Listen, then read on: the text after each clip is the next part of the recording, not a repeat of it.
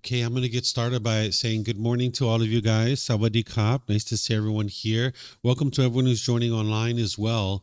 Today, what we're going to do is start with meditation, just like we do each morning. Then I have this topic of sharing the path to enlightenment, how to guide children along the path. If you have children or you're thinking about having children, this will really help you. But even if you're never interested in having children or you don't have children, this is actually still helpful for you because it'll help you to learn how to guide other people on the path to enlightenment. Then there's a topic of choosing wholesome friends and like a life partner, because who you choose to involve in your life is going to impact your success in life. So you would like to make wise choices, but you need to be able to do this without judging people. Because if you're judging other people and you're looking down on them, this is actually detrimental to your mind. So you need to learn how to make wise choices without judgment. So I'm going to teach you guys how to do that.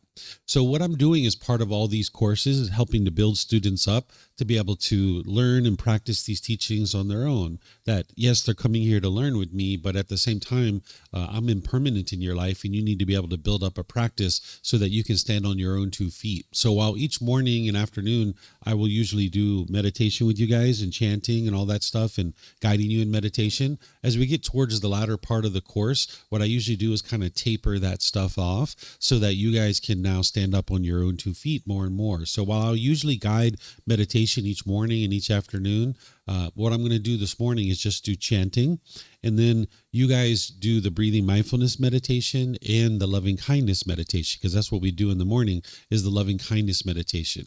Most of you guys were here throughout the course, but for those of you guys that haven't learned, what you're going to do is the first part of the meditation for the first 3 to 5 minutes, you do breathing mindfulness meditation where you're focused on the breath, and anytime the mind moves off the breath, you cut that off and let it go and come back to the breath just for about 3 to 5 minutes. And then when you feel like you're at the 3 to 5 minute mark, then you'd like to do the loving kindness meditation where you do those phrases. May I be peaceful. May I be safe. May I be well. May I be free of all discontentedness and the suffering it causes. Then you expand your rings from there.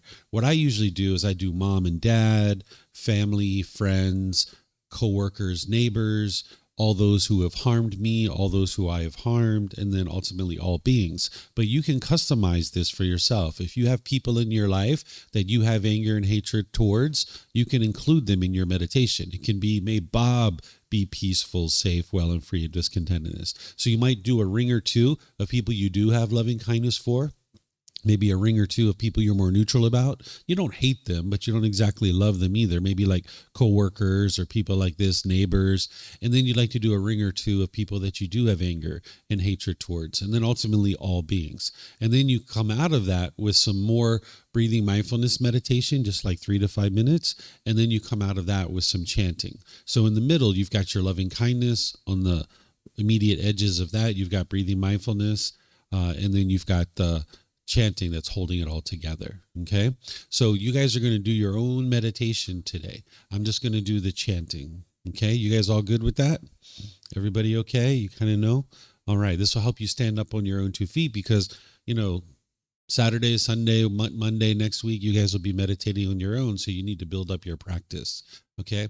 And then after our meditation, what I'm going to do is just spend some time to see what questions you guys might have about meditation, because at this point, you guys will have been meditating for a little bit and maybe you have some questions that you'd like help with your meditation practice.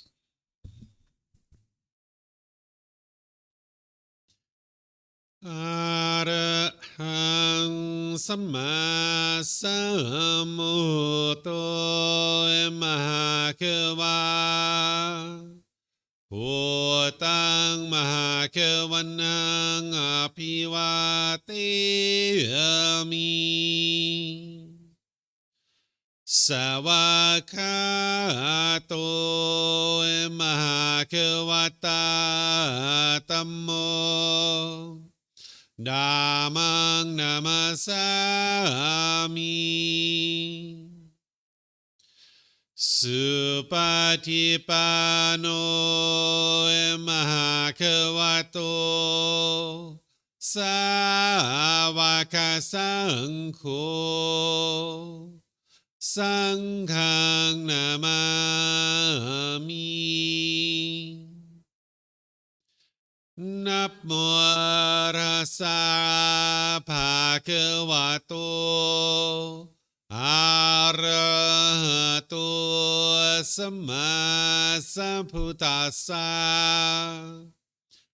นะโมตัสสะภะคะวะโตอะระหะโตสัมมาสัมพุทธัสสะนะโมตัสสะภะคะวะโตอะระหะโตสัมมาสัมพุทธัสสะอิติปิโสเอมะหะคะวะอะระหังสัมมาสัมพุทโธวิชาจารนังสัมมุโนสกาโตโรกาวิตุอนุเตโรปุริสาดามาสติสัตตาตาวามนุสนังพุทโธภาควาติ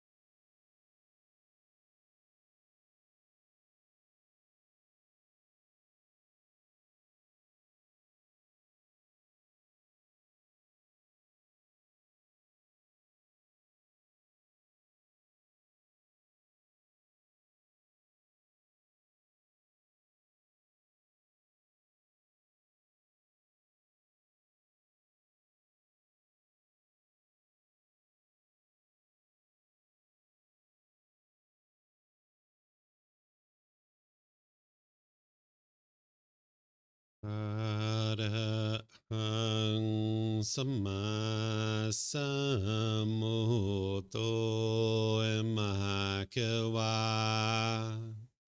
Phutang Mahakavanang Apivateyami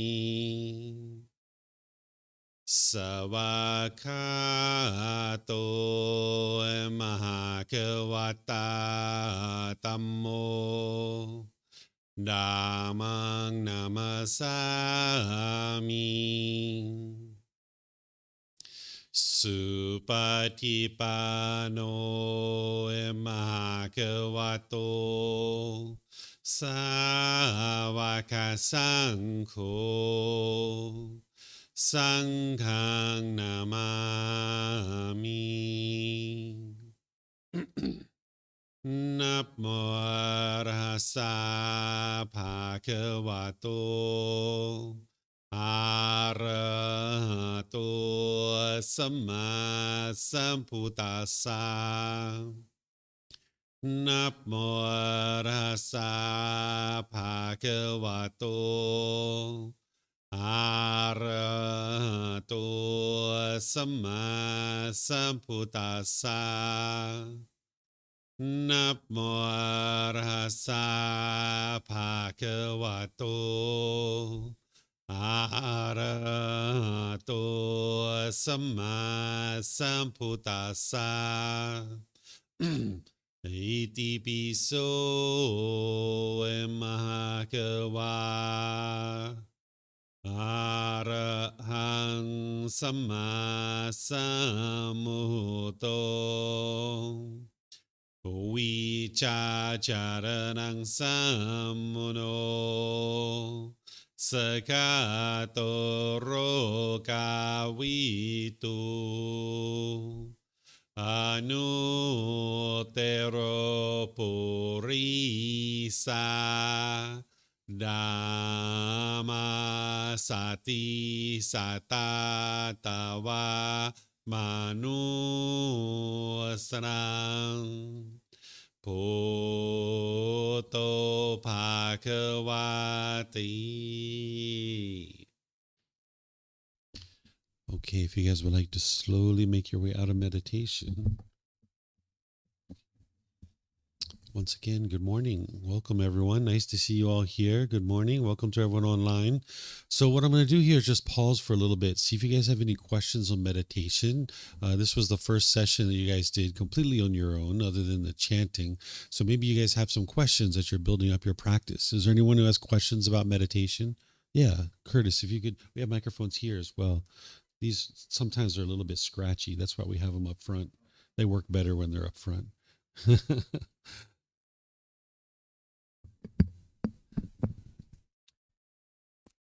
During breathing mindfulness meditation, I feel sometimes that the mental objects or the mental images are quite strong when I'm trying to cut it off and let it go. And then I find myself having to distract the mind to get it off those images. Either it's like I have to open my eyes to kind of reset, or kind of physically shake the head to maybe try and get it out in efforts to cut it off. Is that kind of a middle way to at least try and invoke the effort to try and cut it off? Or is this normal, or what? Are there other techniques, or kind of just help me through that? Yeah, that's normal, and that's perfect what you're doing. That's what you would like to do. That's applying right effort to cut off and let go. The mind, as you're training it, it just holds on and holds on and holds on. It doesn't want to let go. So whatever you need to do, I used to even do like physical, like with my hands, I'd be like, let it go. And even kind of repeat that a few times in my head. Let it go, let it go, let it go. Or just in meditation, let it go, let it go, let it go. And then, reset, like you said. That's exactly what you would like to do. Over time, this will get easier, where internally you'll just be able to snip it right off. But, of course, it takes time to get your mind to that point. Okay, and during loving kindness meditation, going through all the rings, you're kind of bringing up, the the people in your life or the groups of people in your life where you might have anger. And I feel when I go through those rings that it kind of brings up the discontentedness. Mm-hmm. So are you supposed to cut it off and let it go while you're going through these rings? Or because I feel like it's kind of promoting the discontentedness, because I'm not at the early stages of my meditation practice, and maybe just some thoughts on that. Yeah, so what we do in the unenlightened state when we don't know these teachings is when we have this anger and we have this frustration and we're experiencing all this contact and we're getting angry and we don't realize that it's our own mind that's causing this anger, is we just sweep all this stuff under the carpet, right? And now what you're doing on this path is you're confronting that and you're getting it out of the mind. So as you're pulling the carpet back, it's like the dust is flying around.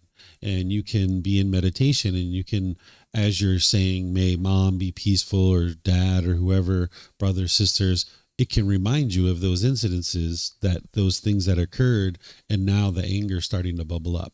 And this is you confronting it and having to get it out of your mind. So sometimes what you might decide to do is in the middle or wherever in your loving kindness meditation, you might need to switch back to breathing mindfulness for a little bit. That's the meditation that's cutting off and letting go, cutting off and letting go. That's why we have it at the beginning, and that's why we have it at the end, so that you can cut off and let go, preparing the mind. But you could actually do it at any point during your loving kindness. You might need to pause your rings for a little bit, go back to the breathing mindfulness, and now do that for a little bit, and then go back into your loving kindness. And that'll ultimately help you to get it out of your mind and rid it out of your mind. So this is normal as well. Mm-hmm. Thank you. Mm-hmm. You're welcome. You have a question? Yeah.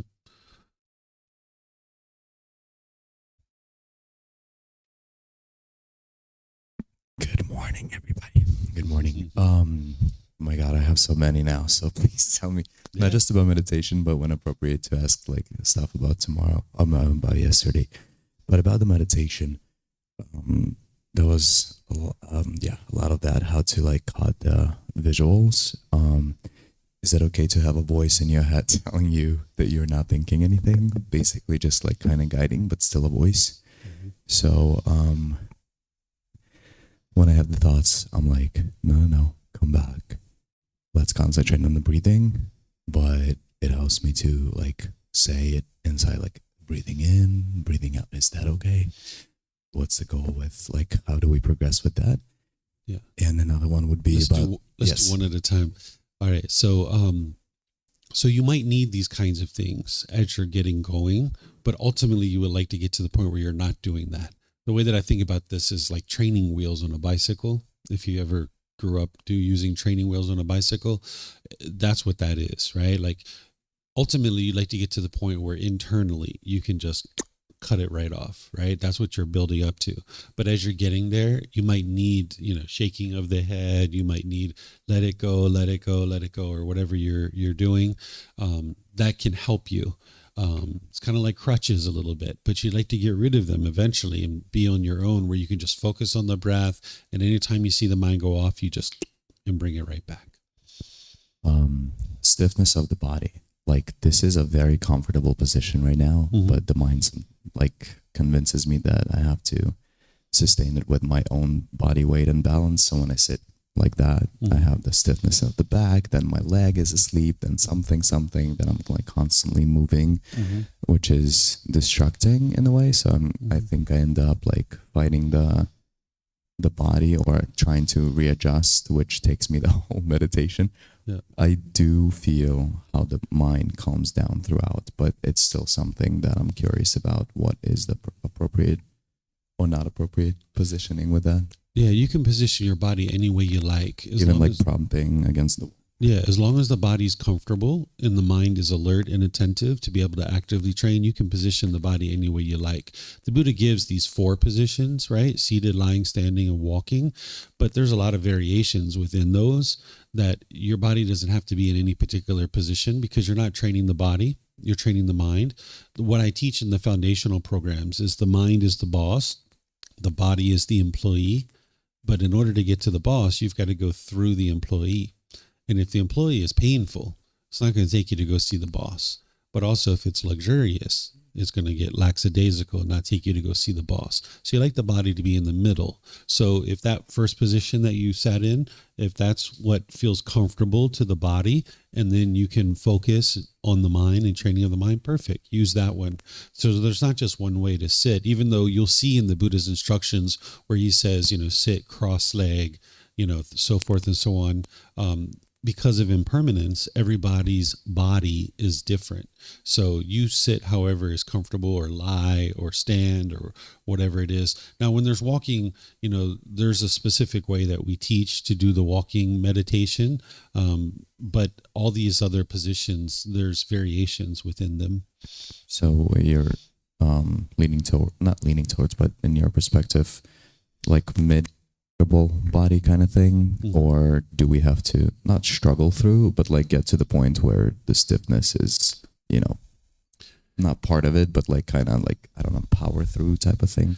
You're never interested in just powering through the pain. Some teachers teach this, but the Buddha showed us that this is unwise. The first part of his training for 2 years, he was hanging himself upside down from trees, laying on beds of nails, piercing his body with metal implements. He was starving himself. And he learned at the end of that period of time that it doesn't lead to enlightenment, that causing physical pain to the body doesn't lead to enlightenment. So when your hips hurting, when your knees hurting, your back's hurting, this is an indication to you that, hey, there's something going on here. And just breathing through it is unwise, because you're damaging the body potentially, but also the mind, all it's experiencing is pain. So how can you cultivate loving kindness or do any of this other training when the mind is just experiencing pain? So you'd like to get the body comfortable. And if you notice pain, you can actually physically change positions. There are times where you might be in meditation sitting like this, and you notice that your hips hurting, and you might just try to shift in that position. And if that doesn't work, you might just lay down. Right. So these 4 positions, they're there for a reason. The seated position is usually like the go-to position. The lying position is really great if you have any pain in the body, because all the muscles are relaxed, but you got to be careful because you can fall asleep. Right. So seated and lying is easy to fall asleep. That's where standing comes in.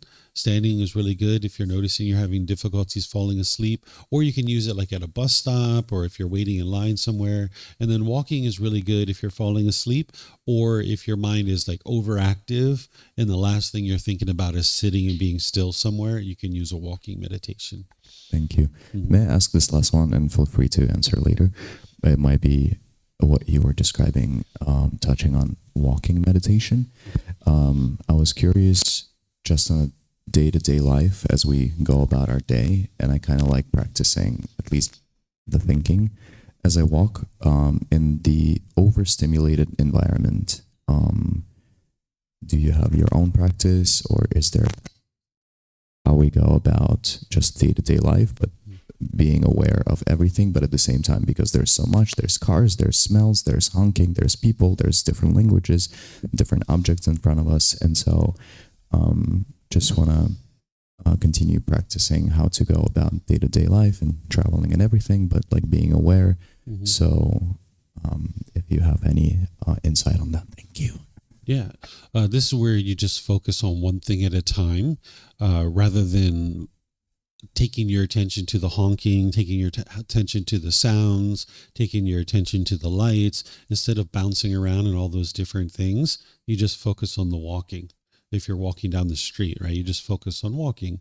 It's not like you're locked in and obsessively thinking about your walking. You just do one thing at a time and just practice singleness of mind. You just walk down the street. And then if you'd like to focus on, say there's some lights, at some restaurant, then you stop the walking and now you turn and you look at the lights and now you focus on that. And then when you're done with that, if you'd like to focus on something else, you just focus on something else. So you just do one thing at a time. And it's not only when you're walking down the street. You would like to do this like if you're watching TV, you're not also eating at the same time. right? Or if you're eating, you're not also watching YouTube at the same time, because your mind's having to flip back and forth like that. So at all parts of your day, you would like to just do one thing at a time. This is called singleness of mind. And more, your mind will do that all the time. It will not attempt to even try to do two things at one time, because it's just so locked in on doing this, one thing all the time, that's what feels natural and normal to the mind. Where when you first start doing this, the mind will bounce around a lot and it'll have difficulties with this.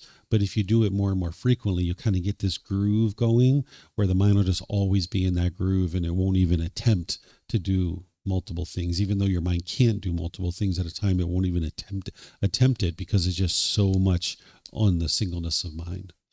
Mm-hmm. Yep, you're welcome. Mm-hmm. Yes, David, thank you.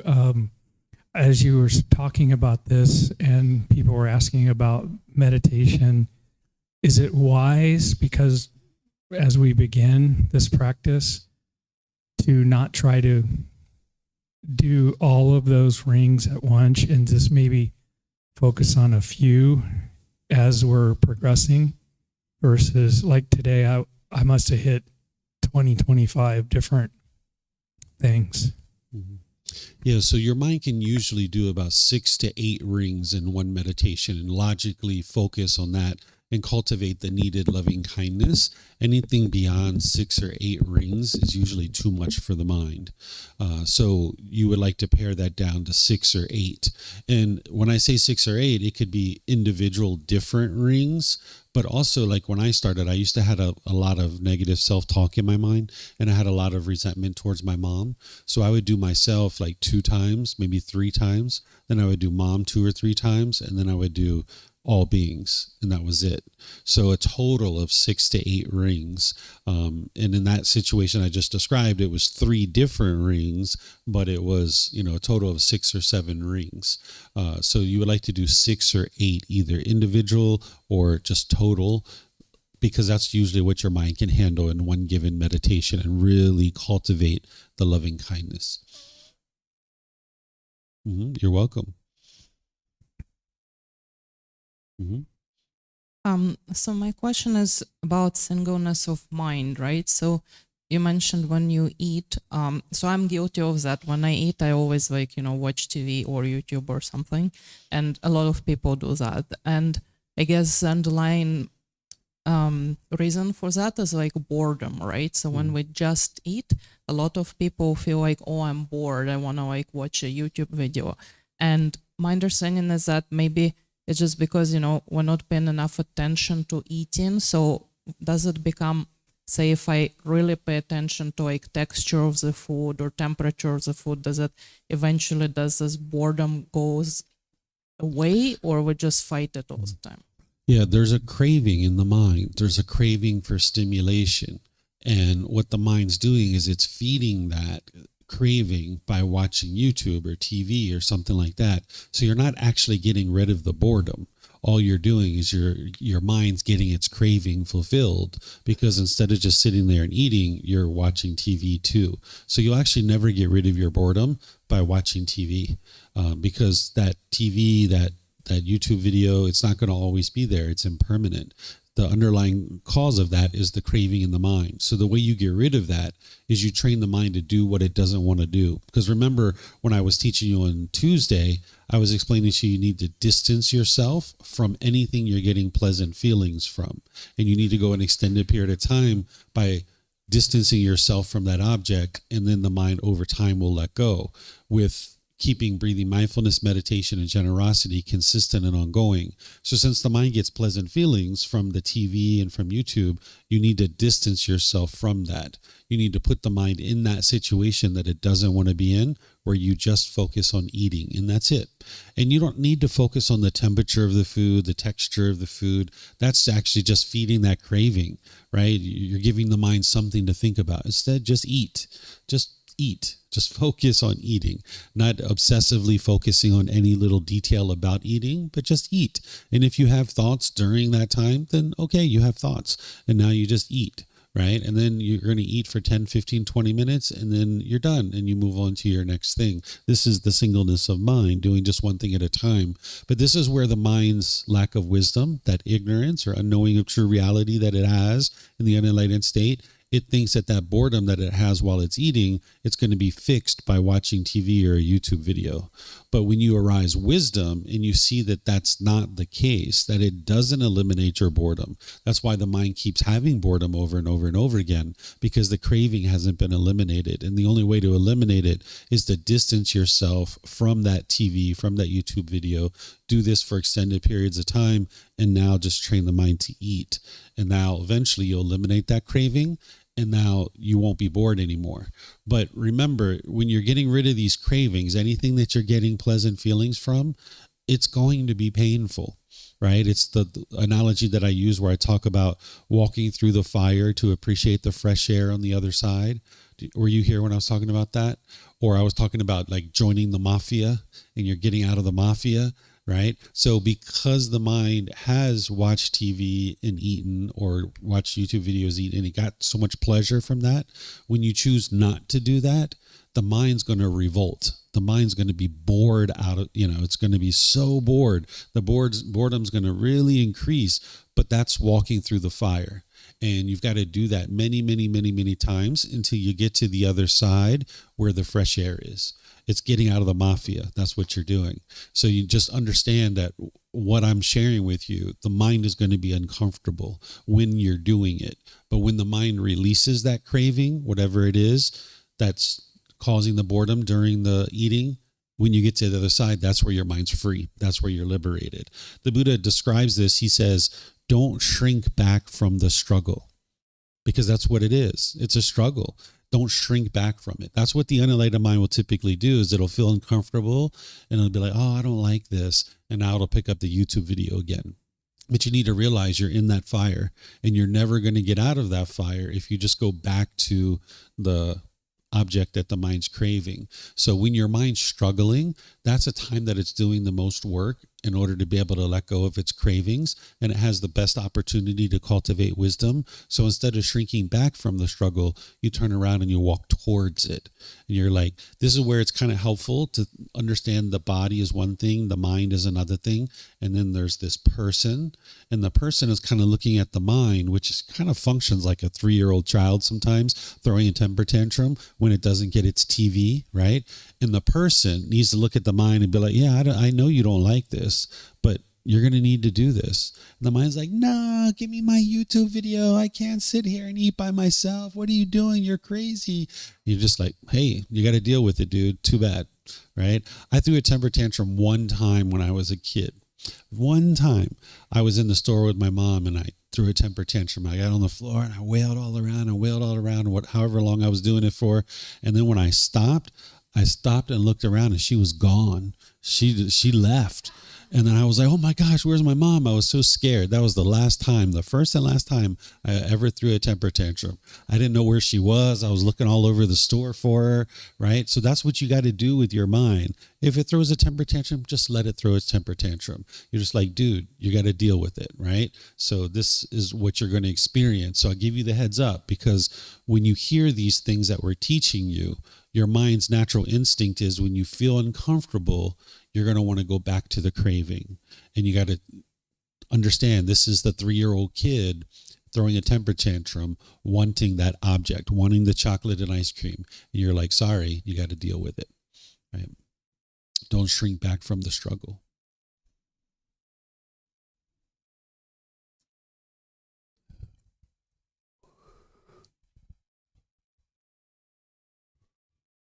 We on? Oh, we are. So I have another technique type question. So for the loving kindness, do you find it's more effective to, like in a given ring, to focus on the words themselves, or to also visualize the person or the people, or some other combination of the two? Yeah, you can use the words, of course, you need that, right? But you can do visualization during the loving kindness meditation, because remember, the breathing mindfulness meditation is training your mind to let go. So in that meditation, you're not interested in doing visualization. You're not interested in giving the mind anything to think about. You're just focused on the breath. And anytime the mind moves off the breath, you come back. But then when you've got your training wheels, every once in a while, as you're getting training, you might need to do some of this other stuff we were talking about. But loving kindness meditation is a different kind of meditation. You're trying to permeate the loving kindness. You're trying to fill up the mind with this loving kindness. So you can actually do visualization during this. When I was doing my mom, I used to visualize that when I was sitting on the floor, she was sitting right in front of me, and that there was this molasses that was kind of like going all over her whole body from her head down to, encapsulating her whole body. And that was my loving kindness that was encapsulating her whole body. So you can use these kind of visualization techniques during loving kindness meditation, where when you're doing the rings, you're visualizing the person or the group of people. If you like to use this molasses thing, that worked for me. It really helped. So you can use these kinds of things to help bubble up the loving kindness, because you're trying to actually give the mind something to think about during loving kindness meditation. That's what's helping to permeate the loving kindness in the mind. Yep. Okay. Did you still have a question? No? Okay. All right. So we're going to move to this topic of sharing the path to enlightenment, how to guide children along the path. As you're learning these teachings and you're verifying them to see that they're true more and more and more, and you're cultivating the wisdom of the path. And as you're applying that wisdom, you're seeing it improve the condition of your mind and the condition of your life. Your relationships are becoming more and more harmonious. One of the most rewarding things to do is actually share this path with other people, because you're going to know with 100% certainty this is the truth. You will overcome any kind of doubt that you might have in your mind right now through cultivation of your own wisdom. And one of the best things you can ever do is actually share the path with others. But you would like to do that without conceit and without pushing it on people. The Buddha actually has a teaching where he says, out of all gifts, gift of material things and a gift of the teachings, the gift of the teachings is the supreme gift that you could ever give to someone. And he says, out of all types of sharing of a material thing or sharing of the teachings, that sharing of the teachings is superior.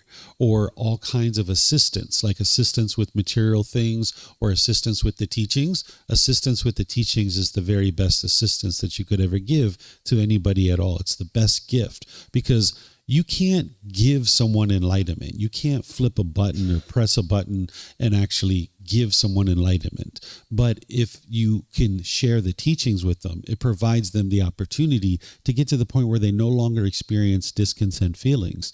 So for example, if it was a button and I said, hey, button A, you can press this and your family is going to stay angry and frustrated and irritated and annoyed the rest of their life, experiencing guilt and shame and stress and anxiety. Or you could press button B and they're going to be peaceful and joyful for the rest of their life. Which button would you press?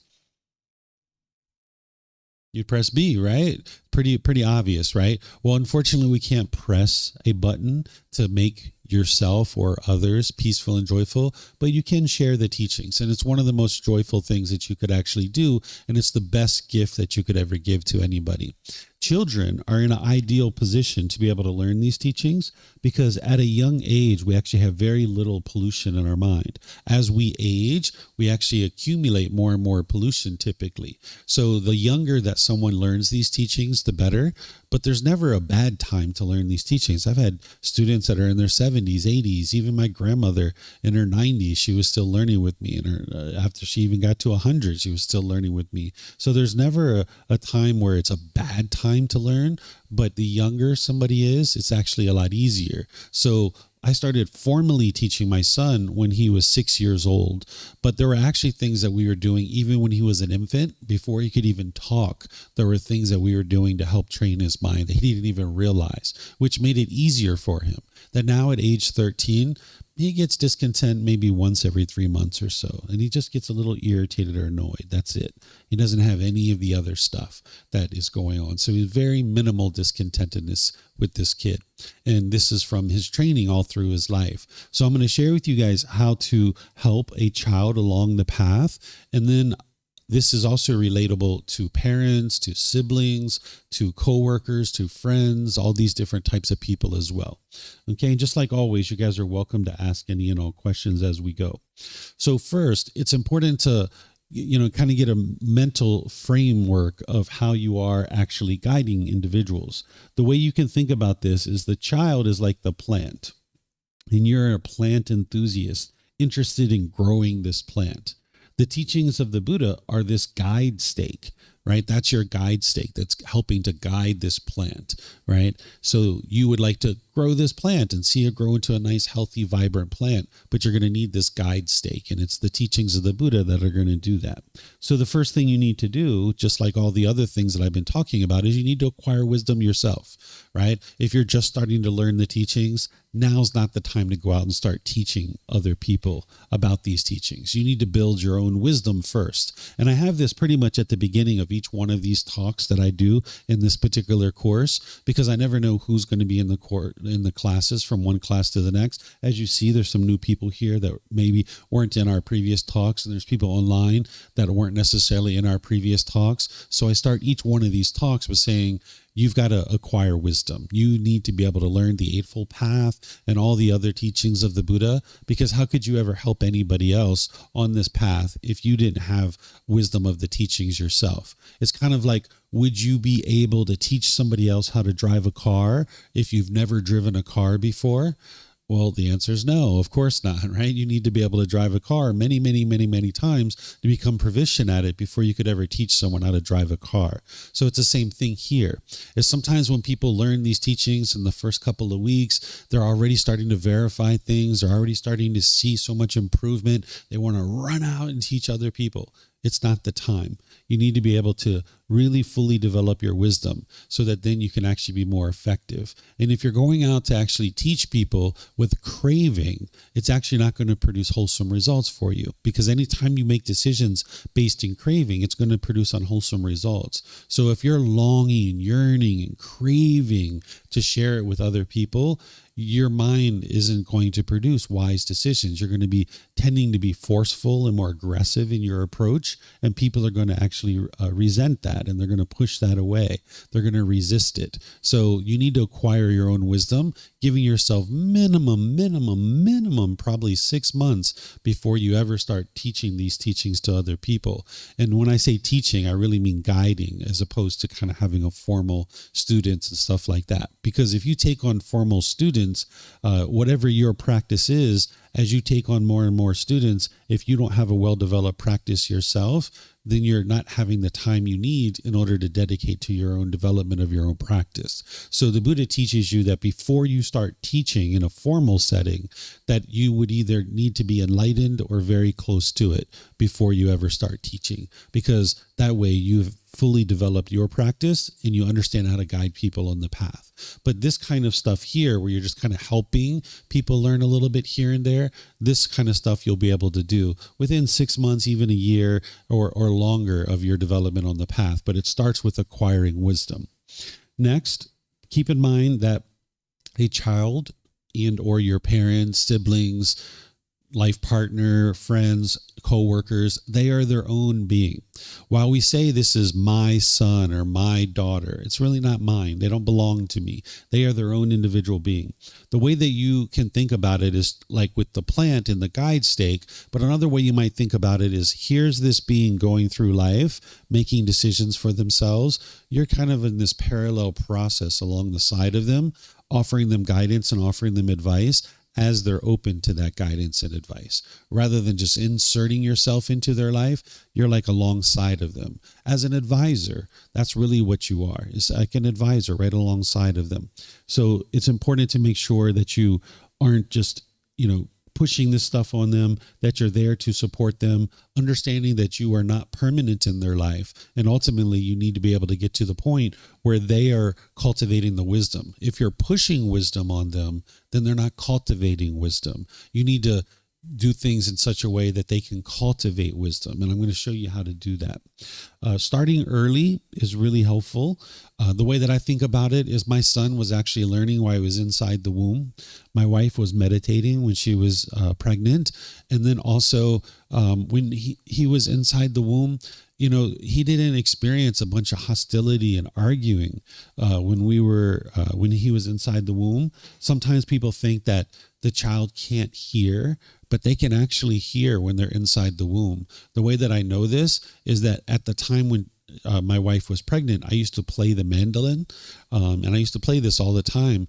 And when I would play the mandolin, he would start moving around inside her womb. And then when he actually came out and he was born, there were times where he would actually go over to the mandolin, pick it up, and bring it to me and hand it to me and ask me to start playing it without even being able to talk. And there were times where he would have difficulty sleeping when he was born, and I would play the mandolin and he would fall right to sleep because it kind of reminded him of being inside the womb. So they can actually hear when they're inside the womb. So if there's a lot of arguing and bitterness and hostility and aggression during pregnancy, the child is absorbing all of that inside the womb. So you can think about this as like they're learning while they're inside the womb, and that's where their training's really starting. You can be introducing impermanence into their daily life because they're going to experience impermanence in their day-to-day life, but there's things that you can do to actually insert impermanence into their day-to-day life. There were times where my son used to put together these Lego models. You guys probably know what Legos are, right? And he would put together these Legos and different creations, and then he would go to school. And then when he'd come home, he'd play with them, right? So I knew that he was probably attached to these. So after I had taught him many different things, there was a period of time where I actually broke up his Legos when he went to school. I broke them up into like 3 or 4 different pieces and laid it on the living room floor. And then he came home and he started crying. He was all upset. He was like, oh, my Legos, my Legos. And I got down on the floor and I would talk to him. I'd be like, what's going on? He was like, my Legos are broken. Da, da, da, da. And then we started talking about the Four Noble Truths because he already understood that. We talked about craving. And I said, they're not going to be together permanently. That they were together, but now they're apart. This is impermanence. And I said, just like they're apart, that's impermanent too. You could put them back together, right? So we started putting them back together. And then I waited 3 or 4 days or so. And then I broke them up again. And he went to school and he came home and he saw his Legos and he started crying. But within like 30 seconds, he cut it off and let it go. And he started putting them back together. And then I waited a few more days and I broke them up again. And then he came home and he looked at his Legos and he looked at me and he looked at his Legos, looked at me. He's like, you broke up my Legos, didn't you? And I was like, yep, I sure did. He's like, all right, I'm just going to put them back together.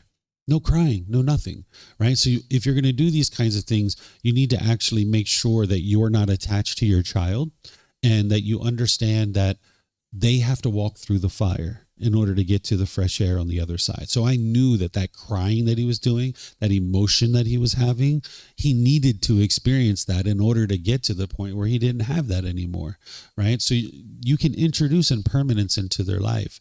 There's times where, he plays PlayStation, he plays video games, and he comes down each morning, plays video games. Well, one day I took the electric out of the TV. So when he came downstairs, I was gone. I was here at the temple. And then when he came downstairs, he was expecting to turn on the TV and start playing PlayStation, but there was no power, right? So I introduced this impermanence into his life. And then now when the power goes out and he can't play PlayStation, he's not angry. He's not frustrated. He's like, oh, well, this is impermanent. He understands it's impermanent. Whereas if I would have never done that, every time the power goes out, he'd be upset. He'd be frustrated, right? So you're going to need to introduce things like this into their life. And this is introducing impermanence into their life because they're going to experience impermanence. And if they can do it while you're around, then you can help them and explain to them what they're experiencing and help them over through that fire so they can get to the fresh air on the other side. You can create a culture of cultivating and acquiring wisdom where they're regularly looking to cultivate wisdom. So there are times where I used to take my son to school where he would go to school and we'd be driving in the car and he'd ask me questions on our drive because we used to have like a 45-minute drive to school where I used to take him to school, and he'd be asking me questions about the world and all these different things. And I would answer his questions, but sometimes he asked a question. I was like, you know what? I don't know. I don't know the answer to that question. I was like, but you know who does? He's like, who? I said, Google. I said, my phone's right there. If you'd like to Google it, you can Google it. So not only was he learning the skill of Googling and how to Google, but he was cultivating this wisdom. He understood that he had sources. And then once he found a certain source, I said, I don't suggest you just believe one source. Maybe you should look at some different sources and compare and see what different people are saying about this topic. So I was teaching him how to cultivate wisdom and not just be like, well, I don't know this thing. And now I've seen him where there's sometimes where he has questions and he just does it on his own. He's like looking for information. So you like to create this culture of cultivating wisdom and acquiring wisdom, helping them to learn how to independently verify the truth in any given situation where they're not just believing things, right? Understand that you're a role model. The people around you, whether it's your children, whether it's your coworkers, your siblings, your life partner, they're going to be looking at you and they're learning from you. And if you are doing things wisely, they're going to learn from that. But if you're doing things unwisely, they're going to learn from that too. Particularly children, they're going to be watching you and they're going to be paying attention to all the ways that you interact with people. So you'd like to have your practice really well developed as you're around different people, because it's your karma. If you are bitter and harsh and hostile to a waiter or to your parents or things like this, your children are learning that. But also, if you're in relationships with friends or life partner and people like this, and they see you functioning that way, they're being exposed to that. So understand that people are watching you, and whatever you put out, this is what you're going to experience. So you would like to always have your practice well developed. Having respect towards your life partner, your parents, your grandparents, your siblings, elders, and people in the community, children and other people are learning from you. And you're teaching them how to treat you. So if you're treating your parents horribly, your children are learning that from you. If you're gossiping and slandering about your parents, if you're talking bad about your parents to your children, well, what do you think your children are going to do for you as you get older? They're going to be doing exactly the same thing. This is your karma. But if you're being respectful and polite and kind and friendly towards these types of people, then your children are actually learning that. And now that's the way they're going to treat you. That's your karma. Get comfortable with the struggle and allowing it to occur. We were talking about this in another talk, that people are going to struggle around you, particularly children. They're going to have challenges. That's part of the unknowing of true reality. That's the lack of wisdom. That's why you struggle in some situations, because you have a lack of wisdom. But as you gain wisdom more and more, your struggles are going to become less and less. And eventually you'll get to a point where you're not struggling at all. Life is completely at ease. That's where the mind's enlightened. There's no struggle or difficulty by the time you get to enlightenment. That's why I sometimes describe the path to enlightenment as the last struggle of all struggles. If you can work your way through these struggles, then there's no struggles anymore. So as you're becoming more and more wise and you have this wisdom, you're seeing this child, this friend, this family member struggling, you're going to need to get comfortable with that struggle. You can offer them guidance, you can offer them advice, but sometimes they're going to need to struggle, and that's their choice. Understand that that's their choice, and that's what they're choosing to do. And in that process of their struggle, they're cultivating wisdom. So they're either going to cultivate wisdom through learning with you if they're open to it, and it's going to make it a lot easier for them. Or if you're not in the picture and they're having to do this thing on their own, they're still cultivating wisdom. It's just a lot harder for them. And you actually might be struggling if you have an attachment to that person.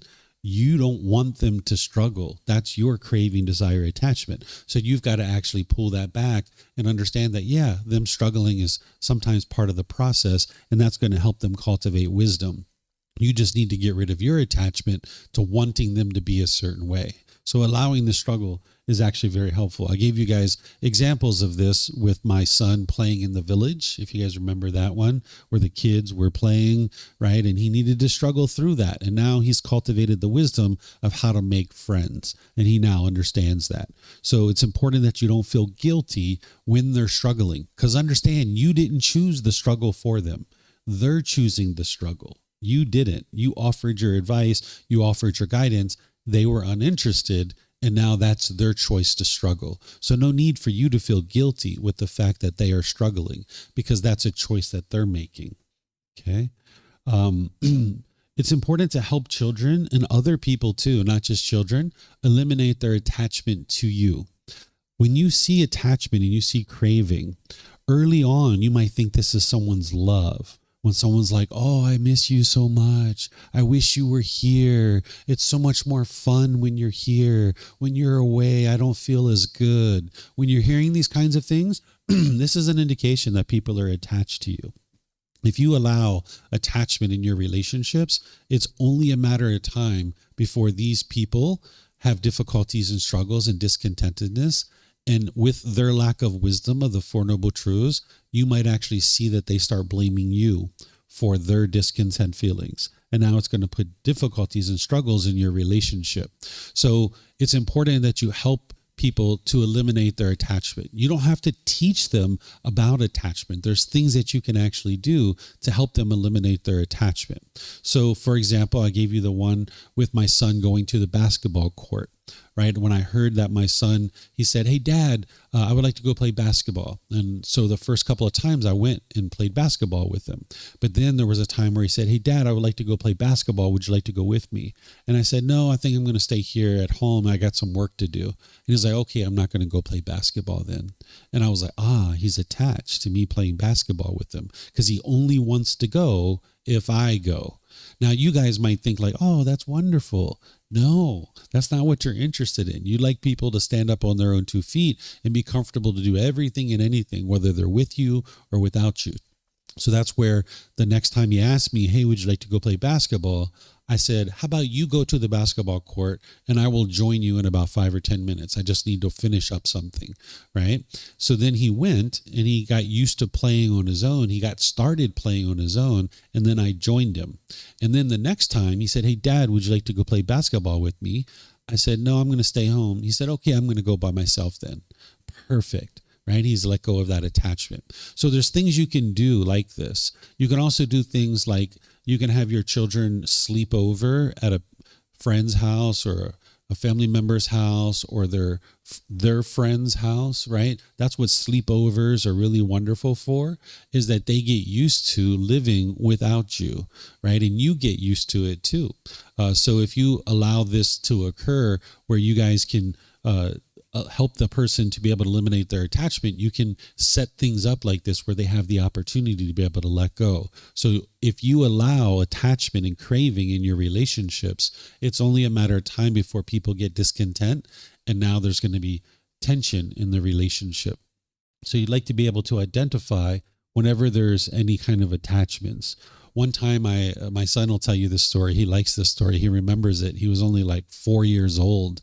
And at this time, I was working down in Bangkok. I had started a company here in Thailand, and I had a condo down in Bangkok. And I would go down there for like a week or two every month and stay at this little condo. So one time I said to my son, I said, hey, would you like to go to Bangkok with me? And he said, yeah, that'd be fun, Daddy. I would like to go to Bangkok. I was like, okay, so I'll take you to Bangkok. So I went and told his mom, I said, hey, I'm going to take Bailan to Bangkok. No, you're not taking him to Bangkok. How can you take this kid? She was so upset. She was attached to her son, right? She was crying. She was yelling. She was upset. She didn't want me to take him to Bangkok. She just couldn't imagine me taking him to Bangkok, right? But eventually, after a few minutes of that, she was like, all right, if you want to take him, you take him. So I took him to Bangkok, right? So this helped her to eliminate her attachment to her son. So you need to understand that harshness and hostility that's coming out, you're not causing it. In these situations, it actually helped her because now she's very comfortable with him doing all kinds of different things. It took a lot of other training. It wasn't just that one situation. There was plenty of other situations. Even, the first time he took a taxi by himself at the age of 12, she didn't like that initially, and she had to get over that, right? So there were other things like this along the way. So it's not going to be just one situation and boom, the attachment's gone. But wherever you see attachment, where children are attached to their parents or you're attached to them or other people are attached to you, you can do things skillfully to be able to help them to let this go. I'm going to talk about this when we get to the friends part. But for example, like say someone's texting you messages and then you don't reply for a period of time and they get angry and frustrated because you haven't replied to them in a certain time frame, that's because of their attachment. And what you can do is you can just start putting more and more time between when you're sending replies back to them. When they send you a text message, if you normally reply within 5 minutes, wait 10, 15, 20 minutes. They might get angry, but okay, that's their own anger. And then next time, wait an hour or two. And then the next time, wait 4, 5, 6 hours. Just keep making it longer and longer and longer. Eventually, they're going to eliminate their attachment. It's going to let go from their mind. And now they'll be completely comfortable with you replying whenever you like. Because if you're tied to this device and all your friends and family, they go crazy if you don't reply within 5 or 10 minutes of a text message, there's going to be a lot of discontentedness. So there's multiple stories I could tell you like this. I don't know if you guys are in the Chiang Mai Facebook groups or some of the Thai Facebook groups, but every once in a while, you'll see a post that'll say, missing person. They'll have the picture, the profile. They'll say, missing person. Our brother is in Koh Samui and we haven't heard from him in 3 hours. This is unlike him and we need to find him. Please, does anybody know what hotel he's staying at? Can someone please do this? And then next thing you know, like the next day, they send out a new message. Oh, sorry, we found him. He's okay. He was just taking some time for himself. Like people go berserk when they don't get contact from their family members. So you're not interested in allowing this kind of thing to occur. So with children and with other people in your life, you're going to need to see where people are grabbing on and they're clinging, and you're going to need to create situations where you can step away and allow their mind to let go. You're going to need to be patient whenever you're teaching anybody, whether it's children or anybody else, because just like you guys need to learn things multiple times before it actually soaks in, it's the same thing with children and with other people too. I can't even tell you how many times me and my son have talked about lying. I can't even tell you. I mean, it's just way more than 100, I'm sure, that we've talked about lying and how unwise it is. And he keeps doing it, right? So you're going to need to have patience when you're teaching people, even adults. Adults can't learn things the first time. So you're going to need to understand this gradual training, gradual practice, and gradual progress that the Buddha talks about, that you're going to experience and that he experienced as part of his path to enlightenment. The people that you're guiding on the path, they're going to experience the same thing too. So you're going to need to have a lot of patience, because you can teach somebody something and then they're going to need multiple times to be able to learn that so it can soak in. There's this one student who has been with me for a really long time. Many of you guys actually don't know this person because they don't come here. This is like long ago. They've been studying with me for like 6 years. This individual, when they first started studying with me, they asked me the same question. I counted 14 times. The same exact question 14 times within the first 2 years of learning with me. And I kept answering it because, if they didn't understand and they kept having the question, then they needed the information. So I kept replying to them. I kept answering it either in person or by message. They kept asking the same question over and over and over again. So you just need to be patient and just understand this is the normal process, because the unenlightened mind, with all of its pollution, makes it very difficult to absorb information and then for that to stick and for that to be in your memory. So you're going to need to have patience when you're working with people to guide them on the path. With children and other people too, you can be creative and have fun. Children really enjoy games and activities. So where you guys can sit here in the temple and you can sit for a period of time and you can learn and listen to a person talking, children don't learn that way. Usually the way that I would do things with my son is I would teach him for like a minute or two, like the universal truth of impermanence. I would teach him about the universal truth of impermanence, and then I would create a game or some activity that we could do together in order for him to really help this to soak in. So when I taught him about the universal truth of impermanence and how things are constantly changing, and he got it, I was like, all right, you got it? You understand? He's like, yeah, Daddy, everything's constantly changing. I got it. I was like, all right, well, don't believe me. You're not interested in believing me. Let's go independently verify it. He's like, well, how are we going to do that? And I was like, have you ever heard of a scavenger hunt? Do you know what a scavenger hunt is? He's like, no, I don't. I was like, all right, there's this thing called a scavenger hunt. And I explained to him what this is. And I say, let's go out in the village on a scavenger hunt. And let's go look to see if we can find something in the village that is permanent.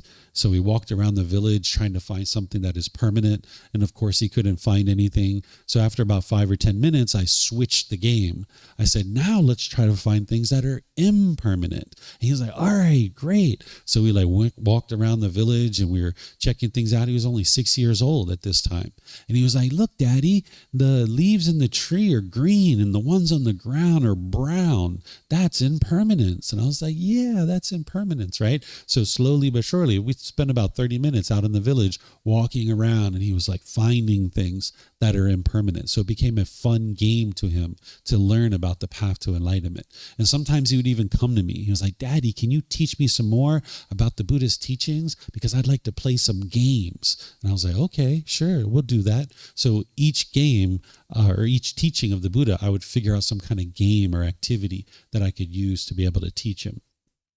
So you're not interested in forcing people. You like to be welcoming and inviting, but let them make their own decisions towards learning the teachings. There were some times where I went to my son being interested in sharing the teachings with him, but he wasn't interested. He was involved in something else, right? So you're not interested in forcing it on them. Just because you're interested in teaching doesn't mean that they're interested and they're ready to teach. Whereas if you have a craving to teach them and you want to do it right now, you'll try to force and control them to learn. But if you let go of that craving, you can just go to them and say, hey, would you like to learn some more teachings of the Buddha? And they're like, no, I'm not interested.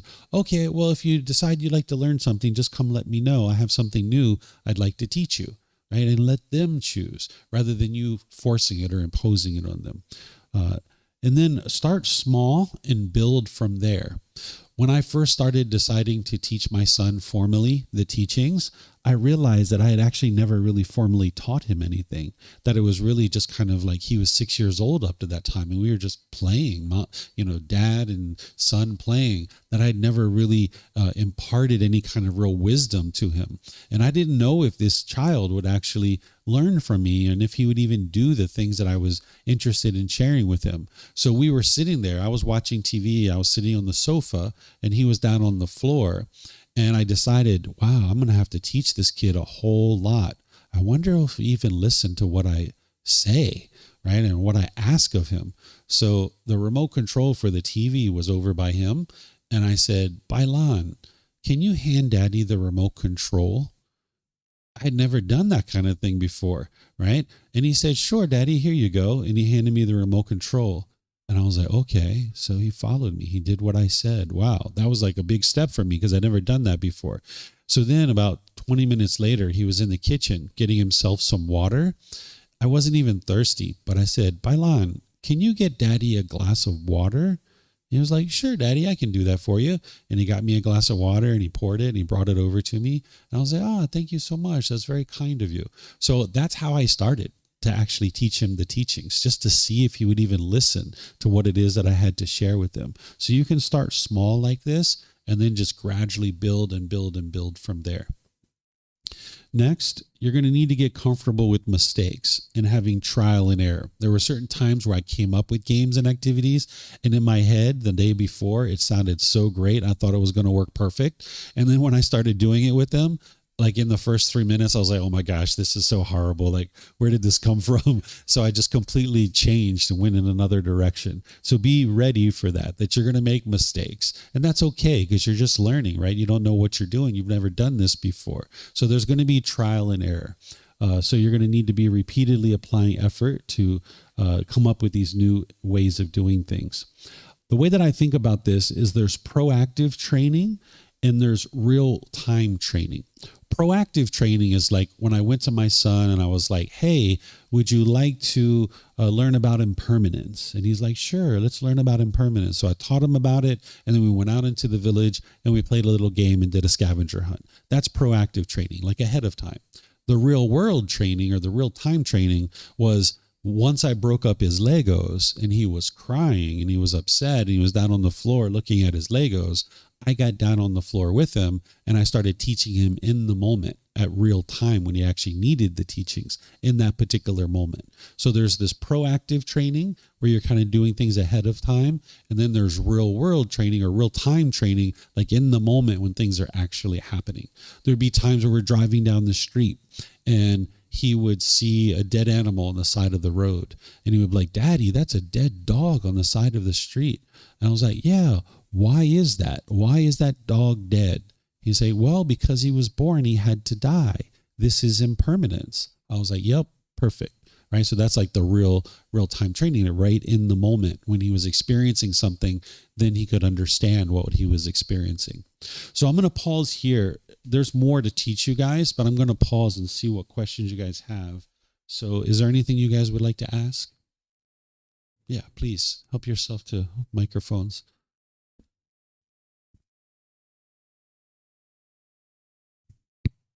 For the example that you gave of you taking apart the Legos of your kid while he was gone, like, how do you do it so that it doesn't get out of hand? Because if I do that to my kid, he's gonna do it to me also, right?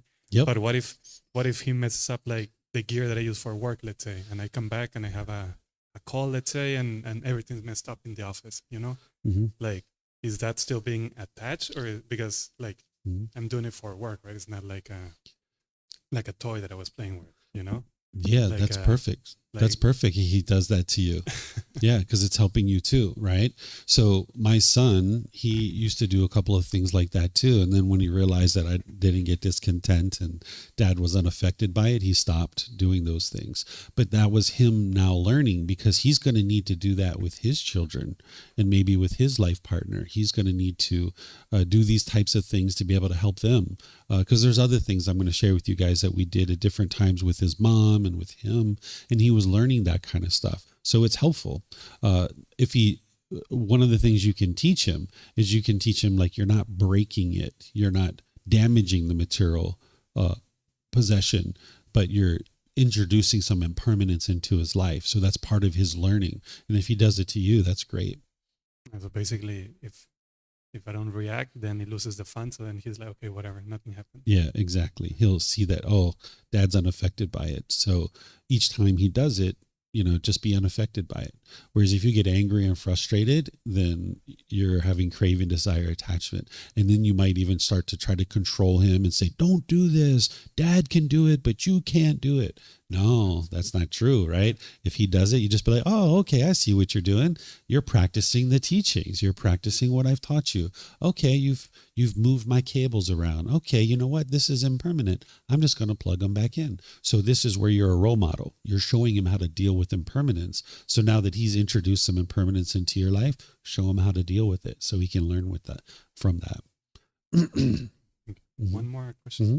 So you said that you were helping your kid. You were helping your kid to not be attached to you, right? Mm-hmm.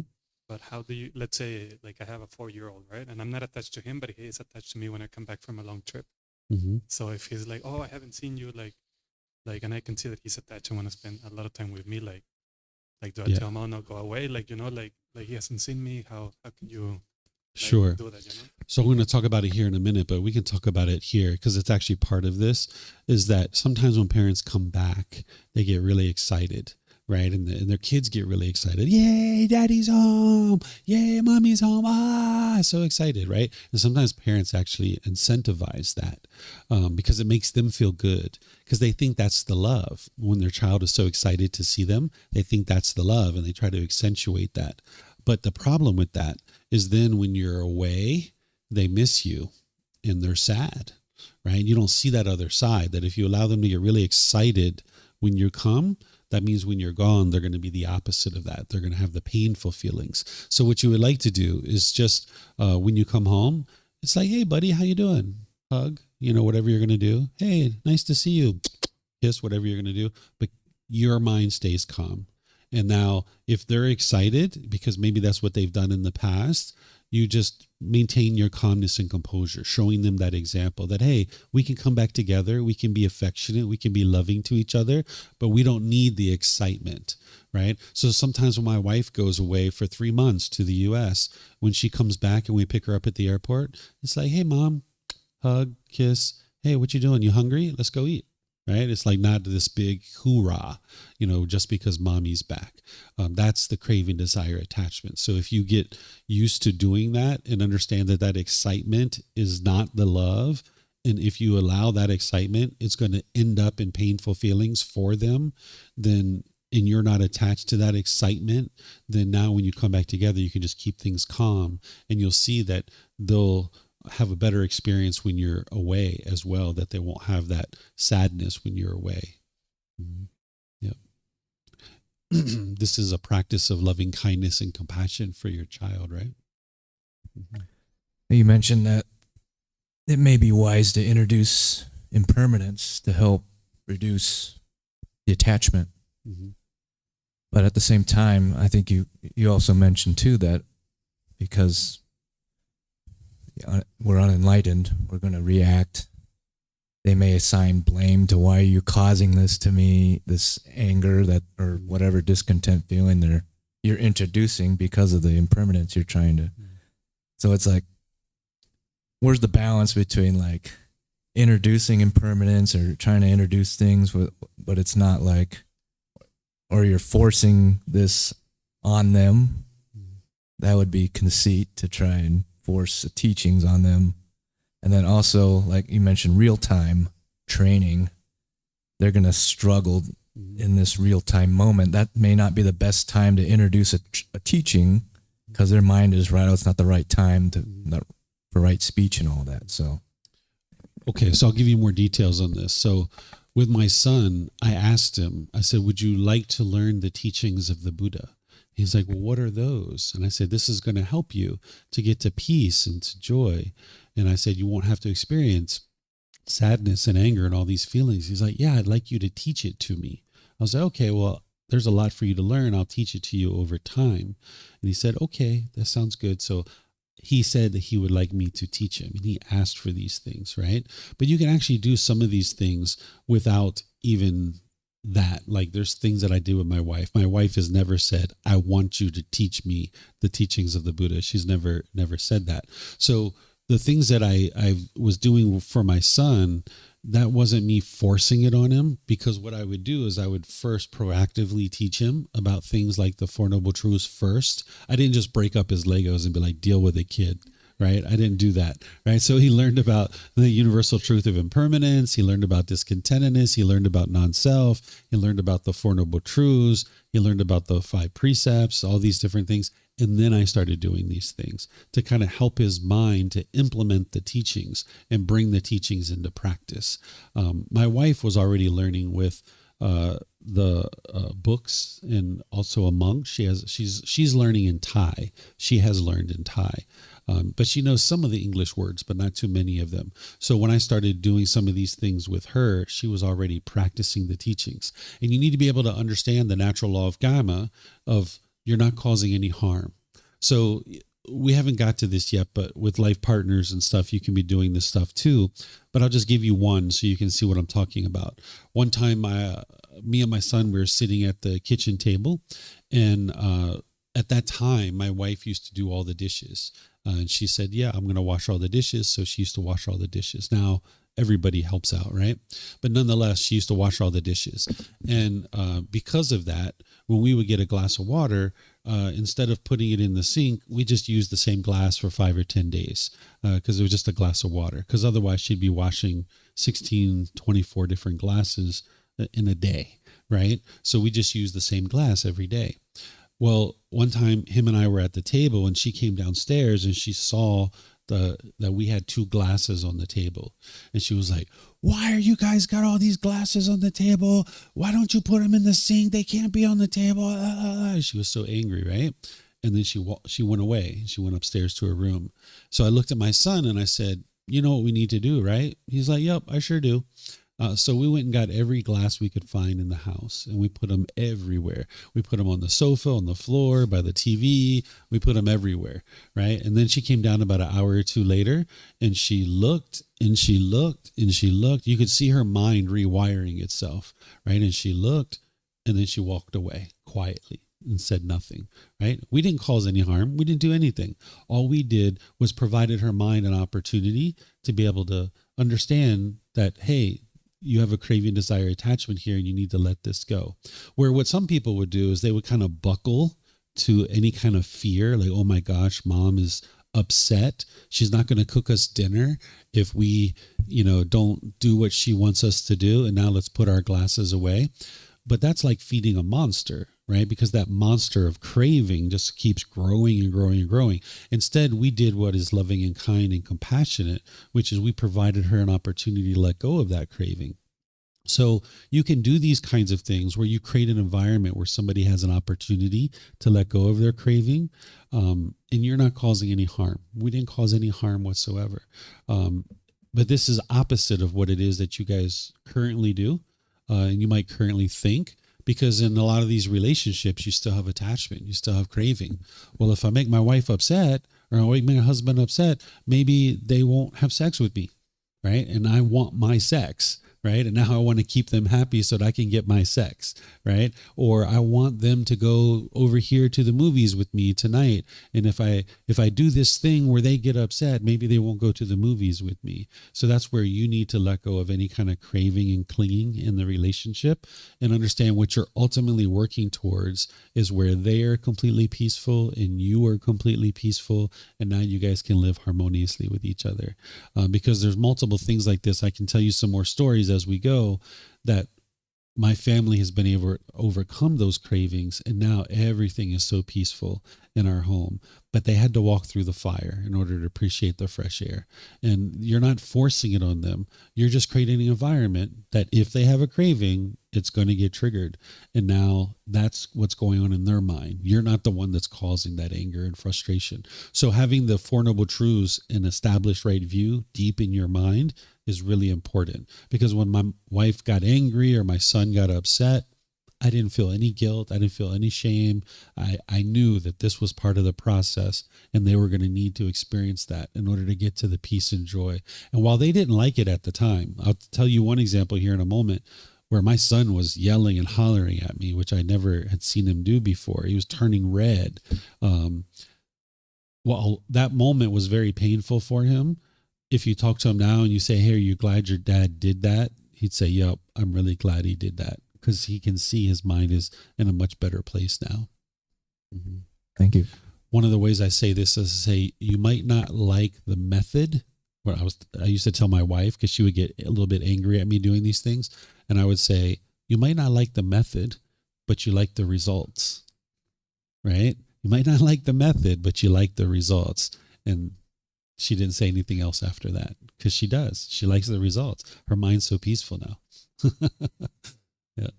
Okay. Yeah, I have one question. When you say that respect, one of my example is my parent. I have a little brother, or my parents. In China, many parents, they treat the boys better. They have privileges. Although my brother is already 36 years old, every time my mother just serve him very well. So I fight with her in front of my daughter. So I said that's wrong, because I don't want my daughter feel like boys and girls are not fair. But I think that's when you say respect, because sometimes I with my mother and sometimes yelling at her in front of my daughter. Mm-hmm. So I thought maybe that's not right. Will that impact my daughter, do you think? Yeah, it's very unwise to do that, because it is going to, what we call, condition your daughter's mind, that she's seeing you, her mother, interact with your mother a certain way. And what you're doing is you're teaching your daughter how to interact with you. The way that you interact with your mom, your daughter is going to interact with you in the exact same way. That's your karma. That's the results of your decisions, cause and effect. So if you're interested in your daughter yelling and hollering and screaming at you and being argumentative with you, she's going to learn that. And that's what's going to happen. But if you're interested in your daughter being polite and kind and friendly and respectful towards you, you're going to need to show her how to do that with your mother. Understanding that you'll disagree with your mom sometimes, and that's okay, but you don't need to argue with her. That's your mind having craving and wanting your mom to think about things in the same way as you, and wanting your mom to agree with you. Understand that you're not here to convince your mom to agree with you. She's going to have different thoughts and different opinions and different views, and that's okay. That's just impermanence. But your mind's craving this permanence for your mom to agree with you, and that's where you're wanting to argue with her. And your daughter is going to learn that from you, and now you're going to be experiencing the exact same things. So you would like to eliminate that from your practice. But in order for you to be able to do that, you're going to need to practice the Eightfold Path, which is something I taught on Monday. You're going to need to learn each individual one of these factors and actively train your mind to be able to do that in all situations. So there's things like right view, right intention, right speech, right action, right livelihood, right effort, right mindfulness, and right concentration. This is the core central teaching of the Buddha. It's in the books that I share. It's in the videos, the podcasts, all the classes. You're going to need to learn that so that now you can interact with your mom and all the other people around you through that Eightfold Path. And that's what's going to help your mind. And that's what's going to help your daughter to learn as well. That's why the first part of this talk was about you acquiring wisdom, making sure that you acquire the wisdom of the Buddha's teachings first before you're able to really teach and guide somebody else. Mm-hmm. And what she's talking about, I think it's like inequality. Mm-hmm. It's even in my culture as well, where they look up to the man and the men can do anything. They serve the man. Like my daughter felt it growing up, even though I'm fair with both of my kids and I treat them equal. When she was visiting her family in Singapore, she kept telling me every time, why do my aunties treat my brother like a king, you know? Mm-hmm. They serve him, they wait on him, he can't do anything wrong. And it upset her. Mm-hmm. So it's like, what do you do? Like I felt it growing up throughout my life. I'm like, why are the guys better than us? Why do they get more freedom than we do? Mm-hmm. And so you grow up like that and you want to defend your girls by telling them, no, you know, you're equal in my household, but when they go to grandmas or aunties or whatever, then you fight with your mom and say, why do you do this for your son? What about me, you know? I must not have understood everything that she shared because I didn't hear that part. Did I miss something? I must have missed something from what you shared. I think it's because maybe the language barrier or something. Yeah. What did you hear? I understood what she was saying. What did she say? About inequality, correct? Like they don't I treat think you. I want to fight the value my parents treat me and my little brother. So I don't want to that value will impact my daughter. Yeah, I see. Okay, so your mom is treating you and your brother differently, and you're arguing with your mom about how she's treating your brother, and you're asking, is that going to impact your daughter? Okay, so how your mom chooses to treat you and your brother is a choice for her. There's something you didn't learn that is wise, which I taught in a previous class, which is equanimity. What you guys remember the 4 healthy mental states where I was teaching loving kindness, compassion, sympathetic joy, and equanimity? Part of learning the teachings of the Buddha is it's wise to treat everybody equally. It's wise to treat everybody fairly. But because your mom lacks that wisdom, she's treating you in one way, she's treating her son in a different way. That's mom's choice, right? And now you arguing with your mom and trying to get your mom to do things your way, which is a wise way, but nonetheless, not everybody's going to understand that. That doesn't help you. Because now you're trying to put your expectations on your mom and trying to control your mom to do things your way. And what's affecting your daughter here is the arguing between you and your mom, and you're not interested in your daughter experiencing this, and you're not interested in experiencing it because you're just putting your expectations on your mom and trying to control her to do things a certain way, where now your daughter is going to do that to you. She's going to put her expectations on you. If your daughter asks you questions like, why does grandma treat you one way and treat her son the other way, then you can explain it to her. And you can say, well, this is what some people choose to do, but in my opinion, this is unwise. The way that I would like you to understand, daughter, is that it would be wise to treat everybody equally and everybody fairly. And even though grandma chooses to do it this way, that's her choice. We're not going to try to control her or force her to do it our way. But for you growing up, I suggest you treat everybody equally. So you can teach your daughter this kind of thing. But once you start to try to impose that on your mom, that's where you're putting expectations on her. That's where the argument's happening. And now this is not healthy for you, your mom, or your daughter. Mm-hmm. Looks like your mic's not on. Like two perspective. One is that how I communicate with my daughter, so I can tell the right value. Boys and girls are fair, and the other perspective is how I communicate with my mom.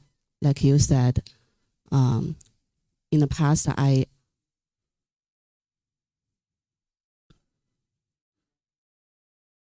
Yeah, there's two different things there. You would like to teach your daughter what's wise in terms of treating everybody equally, but you also would like to teach your daughter not to argue, right? And not to be putting expectations on others, because that's what you're doing right now. It sounds like you're putting your expectations on your mom and trying to tell her what she should or shouldn't be doing, and that's not wise. You would like to eliminate that, because otherwise that's what you're going to experience. People are going to put their expectations on you. This is where you got to get comfortable with other people are making decisions that are unwise. You're not the moral police. You're not the ethical police going around trying to tell everybody what they should or shouldn't do. Because even right now, as an unenlightened being, there's things that you're doing that are unwise too, right? And now if you're going around trying to be the moral police, the ethical police, telling everybody what they should or shouldn't be doing, that's unwise. So like the example with my wife with the glasses, where she came down and she was angry and frustrated, I didn't go to her and say, you really shouldn't be angry. Just let us put the glasses wherever we like. You coming down and yelling at us like that was wrong. You disrespected us, blah, blah, blah. I didn't do any of that, because I understood what the problem was. And the cause of that problem was her craving. And then I was able to help her in a way by just putting glasses around. I didn't affect her. I didn't have to go to talk to her and download a bunch of reasons why what she was doing was unwise. Instead, I just set up a scenario where she could eliminate her craving, and then boom, problem solved. Go right to the root of the problem, right? So I didn't put my expectations on her. I didn't try to control her. I didn't try to tell her what she should or shouldn't be doing. I just went right to the source of the problem and fixed that. Gave her the opportunity to address that. So you're going to have people that do things that are unwise that are around you, and you're just going to need to understand that's their decision. If you can learn some of the things that I'm teaching, there's things that you can do. Like one of the things that the Buddha teaches you is that if you have someone in your life that you think that will heed your advice, he teaches you that you can try to help them. And he gives you certain guidance on this. So for example, parents are a good example. So if you see that your mom is treating people differently, you could go to your mom and you could talk to her and you could try to help her to learn, but you need to be able to do this very skillfully, where you do it humbly. So I did this in different situations. I'll give you some examples. I grew up a lot with my grandparents. I was around my grandparents a lot. They grew up in the USA in the 1920s. That's when they were born. So when they would go to restaurants, there were water fountains if you have one color of skin for one group of people, and there were water fountains for people who had a different color of skin. And if you had a certain color of skin, you could go in the front of the restaurant and you could get a meal. And if you had a different color of skin, you had to go around to the back of the restaurant and get your meal that way. So this is how they grew up, right? So their mind was conditioned to have a bit of racism, right? And and my grandfather, he fought in World War II. So he was killing Japanese people as part of his life. So when I started spending time with Asian people and things like this, he had a big issue with that because he was used to these kinds of things, right? So there would be times where we'd be driving down the street and I would hear one of my relatives, either my grandmother or my grandfather, say something racist. And I would say, Grandma, why do you think like that? Why do you think those people should be talked to in that way? Right? I would just ask her questions. This is a way that you can help somebody. Why do you think that just because we have a certain color of skin that we're better than those people? This is a way that you can help people. So you need to be really skillful at this. And ultimately, my grandparents, by the time they died, they didn't have racism in their mind anymore, especially when their grandson was with Asian women and their granddaughter was having African-American children with an African-American man. All of a sudden their grandchildren were coming out as mixed children, and, they changed their perspective more and more.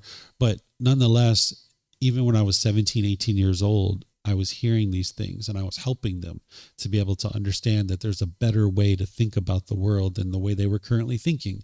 But you need to be able to be real skillful with these things. So it's not like you just turn a blind eye to all of this stuff and you walk away from it, but you're also not interested in dictating to people how they should or shouldn't do something.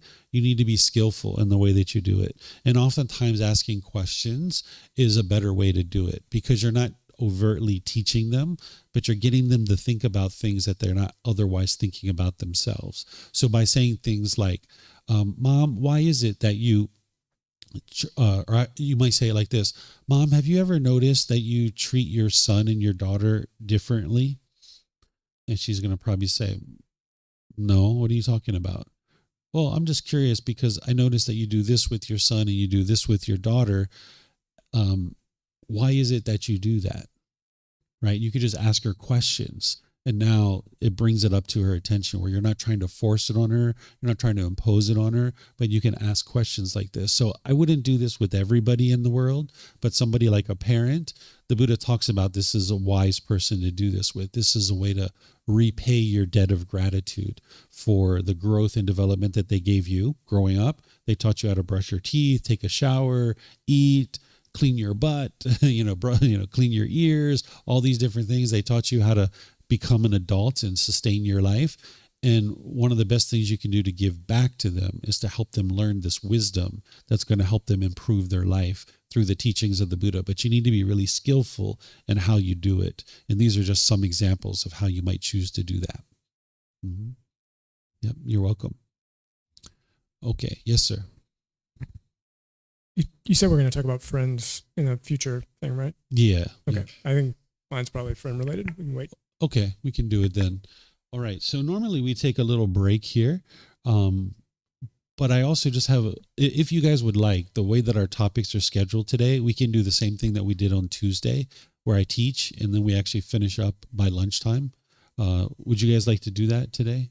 Yeah. Okay. So if you guys would like to use the restroom or something while I'm talking, feel free to use it. I just have a few more minutes here on this, and then I'm going to take an actual break. And then the topic that I was going to normally teach this afternoon, I can actually teach it before lunch, and then we can actually finish up by midday like we did on Tuesday. Okay. So be prepared for detours. What I mean by this is as you're teaching a child, there's going to be detours that you're not going to necessarily be able to go forward with the things that you're doing.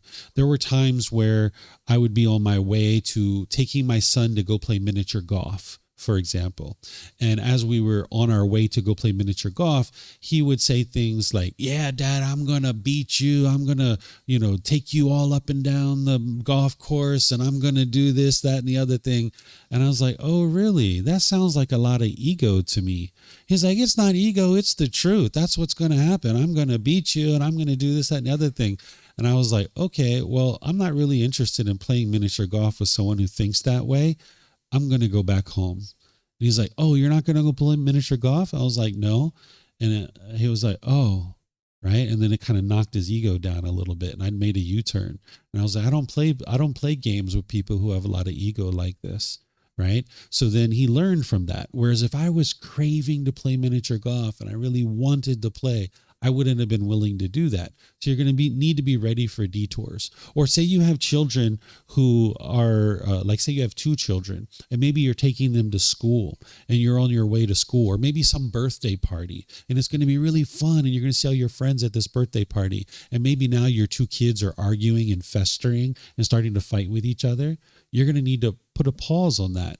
So the goal isn't to just show up to the birthday party on time because we don't want to be late. The goal is to show up joyfully and peacefully, right? So if you need to pause for 10 or 15 minutes and talk to your children and say, hold on a second, guys, you're brother and sister. There's no reason for you to be at each other's throat like this. Why don't you just politely put on your shoes so that we can kindly go to the birthday party? Whereas if you have a craving to hurry up and get there on time, you might just be pushing yourself to hurry up and get there on time. But remember, the ultimate goal here is for everybody to cultivate wisdom. That's the ultimate goal. And if you need to put a pause on things and take a little detour and help people to cultivate some wisdom, then do that and be willing to do that, like I did with my son, or in this example as well. Always be supportive and encouraging when you're speaking with your children, being polite, kind, friendly, and respectful, because how you interact with them is how they're going to interact with you. Whenever I talk to my son about things that he's doing that's unwise, I never degrade him as a person. I talk about his decisions and how his decisions are unwise. Right? So you're never looking to degrade the person and knock them down as a person. You're always interested in being supportive and encouraging. So we might talk about his decisions. Your decisions here are unwise. I would like to talk about how to help you to make wiser decisions. I never talk about, you're such a bad person. Why are you doing this? You're this and you are that. Because that's talking about him as a person. Instead, we're talking about the decisions that his mind is making and how to improve those decisions. Eliminate your anger and aggressiveness. If you're trying to teach with anger and aggressiveness, it's not going to come out wise. Remember, the Eightfold Path is something you need to be practicing at all times, even when you're teaching. And part of that Eightfold Path, the 5 factors of well-spoken speech, the first factor is speak at the proper time. So if your mind is angry and aggressive, it's not the proper time to be trying to guide your child. Make sure your mind is calm. So if there's something that happened and you see how unwise it is and you're noticing the anger and frustration coming up, give yourself some time, whether it's a few hours or a few days, and then go back and help to teach your child at that point. It's possible to use firm speech. The Buddha talks about this in his teachings, actually. He talks about the gentle method, and he talks about the firm method. It was actually an interesting story that this horse trainer was talking to the Buddha, and he says, how do you train your students? And the Buddha said, well, how do you train your horses? And he said, well, first I try the gentle method. And if they respond to that, great. They follow the gentle method. And he said, well, what if they don't respond to the gentle method? He said, well, then I'd use the firm method. And he explained what the firm method was for training a horse. He said, well, what if the horse doesn't respond to the firm method? He goes, well, in some cases I have to use the gentle method and the firm method together, and that's going to help them to be able to then learn. And he said, well, what if they don't respond to the gentle and the firm method? He said, well, then if they don't respond to that, then I kill them. Right? He said, because they're going to bring a bad reputation to me as part of my training. And the Buddha says, well, I do the same thing. And the horse trainer was like, you can't kill your students. He was like, no, let me explain to you. He said, first I use the gentle method and I explain to them things in the gentle method. And then I try the firm method. And sometimes I'm a little bit firm with them. And if that doesn't work, I use the gentle and the firm method. And then if they don't respond to that, I kill them. He said, what killing them is I just don't talk to them. I just don't teach them because they're not responding to my teachings. So I just stop teaching them. And he was like, oh, okay, I get it, right? So I don't use the firm method with any of my students. I've only ever used it once, but it was with a student who had been learning with me for a really long time, and he actually thanked me. I didn't yell. I wasn't harsh with him. I just firmed up my voice a little bit. But I've used it with my son, and I've used it with my wife. I just firmed up my voice a little bit, just changed the tone and the tempo. The word choice was the same, right? So let's just say when we first started out talking about lying, because we've talked about this many times with my son, I would sit down with him and say, Bailan, why is it that you're lying? Do you know what causes someone to lie? And he's like, no, Daddy, I don't understand. Well, it's your craving. You have a craving for this thing. And you think if you tell the truth, you're not going to get it. And that's why you're lying. Now let's talk about why it's unwise to lie, right? And we talked about all the reasons why it's unwise to lie. So we might have did this for 3, 4, 5, 6 times, or I used the gentle method, right? Or I said, Bailan, it's unwise for you to be lying, right? You shouldn't be lying, right? And I helped him in this gentle method. Well, it wasn't working, right? So then after about the 6th or 7th time or so, then he started lying some more. And instead of using the gentle method, I started using the firm method. But there wasn't any harshness here. The firm method was, instead of, Bailan, you really shouldn't be lying. That's unwise. It was, Bailan, you really shouldn't be lying. That's unwise, right? It's firmed up my voice a little bit. Just changed the tone and the tempo a little bit. And you can do this with children, but you need to make sure there's no anger or hostility in your own mind when you do it. You're just firming up your voice a little bit so they know how serious it is. And if you do it frequently, it becomes ineffective because they hear it all the time. So if you work with the gentle method first and you try that first and it's not working and you're doing that multiple times, then you can kind of firm up your voice a little bit on the preceding times and see how that goes for you. And with my son, sometimes I use the gentle method, sometimes I use the firm method, right? So I don't do this with students at large. It's very rare that I would use it with a student. And when I did use it, the person actually thanked me for using it because they were really appreciative that I used it. But it was just a little bit firmer in the way that I talked to this person. Right? It was just a little bit more tone, a little bit more tempo when I was talking to this person. So you can use this firm method, but it's not going to be harsh. It's not going to be bitter. It's not going to be biting and coming from anger and frustration. Okay? Remember that what you're doing is you're imparting wisdom. That's that parallel process that I talked about where you're guiding this child, right? You're not trying to force or control them. You're imparting wisdom and helping them learn. You can have these little mini lessons in repeating tasks over and over and over again, where you give them these little lessons and then you give them an opportunity to implement that wisdom, right? Where I'll give you an example of this, where you teach them something and then you create a situation where they can actually implement the wisdom. So I used to pick up my son from school, and we used to have this 45-minute drive back home. And he was really hungry, and he didn't have any food. So as a small child, they can't hold their stomach as long, and they get a lot of pain, right? So what me and my wife used to do is we used to bring him food so that when we pick him up at school, he could eat in the car on the way home. So I noticed that he was getting attached to a particular type of drink. You guys probably know Sprite, right? He was getting attached to Sprite. And I noticed that this was occurring. So one day I picked him up from school, and he already knew about the Four Noble Truths and, all these different things. So I had a Sprite and I had some food for him. And he got in the car, and of course he was really happy because he was getting his Sprite, and he popped open his Sprite. And as soon as he popped it open, I said, "Can I have a sip?" Right? Because if you have craving, you're not going to feel comfortable sharing with somebody else. So as soon as he popped it open, I said, "Can I have a sip?" He looked at me. He was, "Okay, here." So then I took this Sprite and I put it up to my lips, and I wasn't even interested in taking a sip because I don't usually drink soda. So I put it up to my lips, and as soon as I put it up to my lips, I didn't have it there more than 1 second. He's like, "Gosh, you're drinking so much. Why are you drinking so much?" And I was like, "Oh, somebody's attached to their soda. Someone's attached to their Sprite." And I was like, "You're not supposed to drink so much. That's my Sprite, blah, blah, blah, blah, blah." Right? I was like, "Oh, well, in that case, you know what? I'm just going to take it home and give it to mommy." Right? And I put it in the cup holder near where I was driving. And I was like, "I'm just going to give it to mommy." And then, of course, he got really angry. He started turning red. As he was talking, there was like spit coming out of his mouth. It's the first and only time I ever heard him say a profanity towards me. Right? He actually said a cuss word towards me. Right? And I was like, we were on our way for him to go play football, play soccer. And I was like, "You know what? I don't think your mind's ready to play soccer today, play football. Let's just go home." So we went home, right?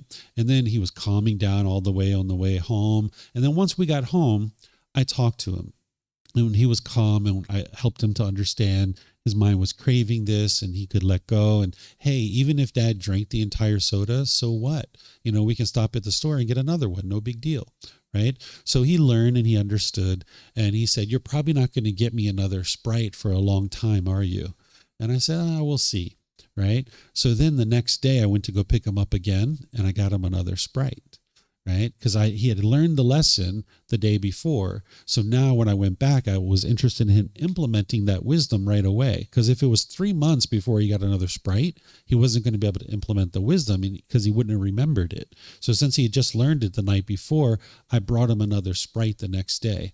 And when he got in the car, he looked at the Sprite and he looked at me. He looked at the Sprite. He was like, you got me another Sprite?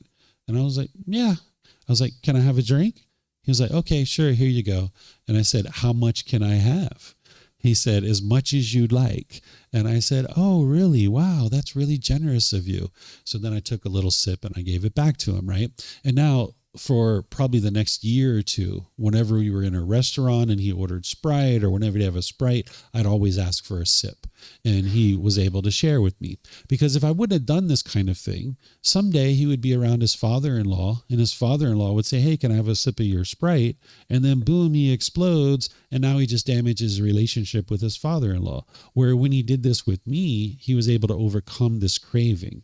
And now this is a really interesting one. If you ever see Bailan, you could ask him about the Sprite because he remembers this. And at the time he was really angry. But if you ask him now, like, hey, are you glad your dad did that? He'll actually tell you, yeah, I'm really glad that he did it because now his mind's free of that anger. So you're going to need to have these little mini lessons that you teach them things and then you repeat that thing over and over and over again so that they can learn from it and they can implement this newfound wisdom that they have. This eightfold path that you're learning and that you need to learn in order to grow and develop into a better human being, it's the same thing for them. They're going to need to learn this as well. So use the Eightfold Path as your guide. So when I'm talking with my son and I was teaching him all these different teachings, there were times where he was learning things like right speech. And he was learning to speak at the proper time, what you say is true, gentle, beneficial, and with a mind of loving kindness. And he was learning this. And there'll be times where him and his mom were talking in her bedroom, and I would be outside in the hallway and I would hear it getting a little heated, and I would step into the room and I would hear him, kind of talking a little bit harsh with his mom. And I would kind of make a little game out of it. And I would be like, hold on, time out. Hold on, like a movie, and I would kind of cut. And I'd be like, you sounded pretty harsh and hostile there with your mom, Bailan. I was like, I think you can do that better, right? So I would step in and I would say, but before you do this again, because I said, I think you should do this again, how about we review the 5 factors of well-spoken speech? What are the 5 factors of well-spoken speech? And then sometimes his mom would get into it and she'd be like, okay, come on, let's listen. So he would walk through the 5 factors of well-spoken speech. And I'll say, okay, now that you know the 5 factors, which ones weren't you practicing right there?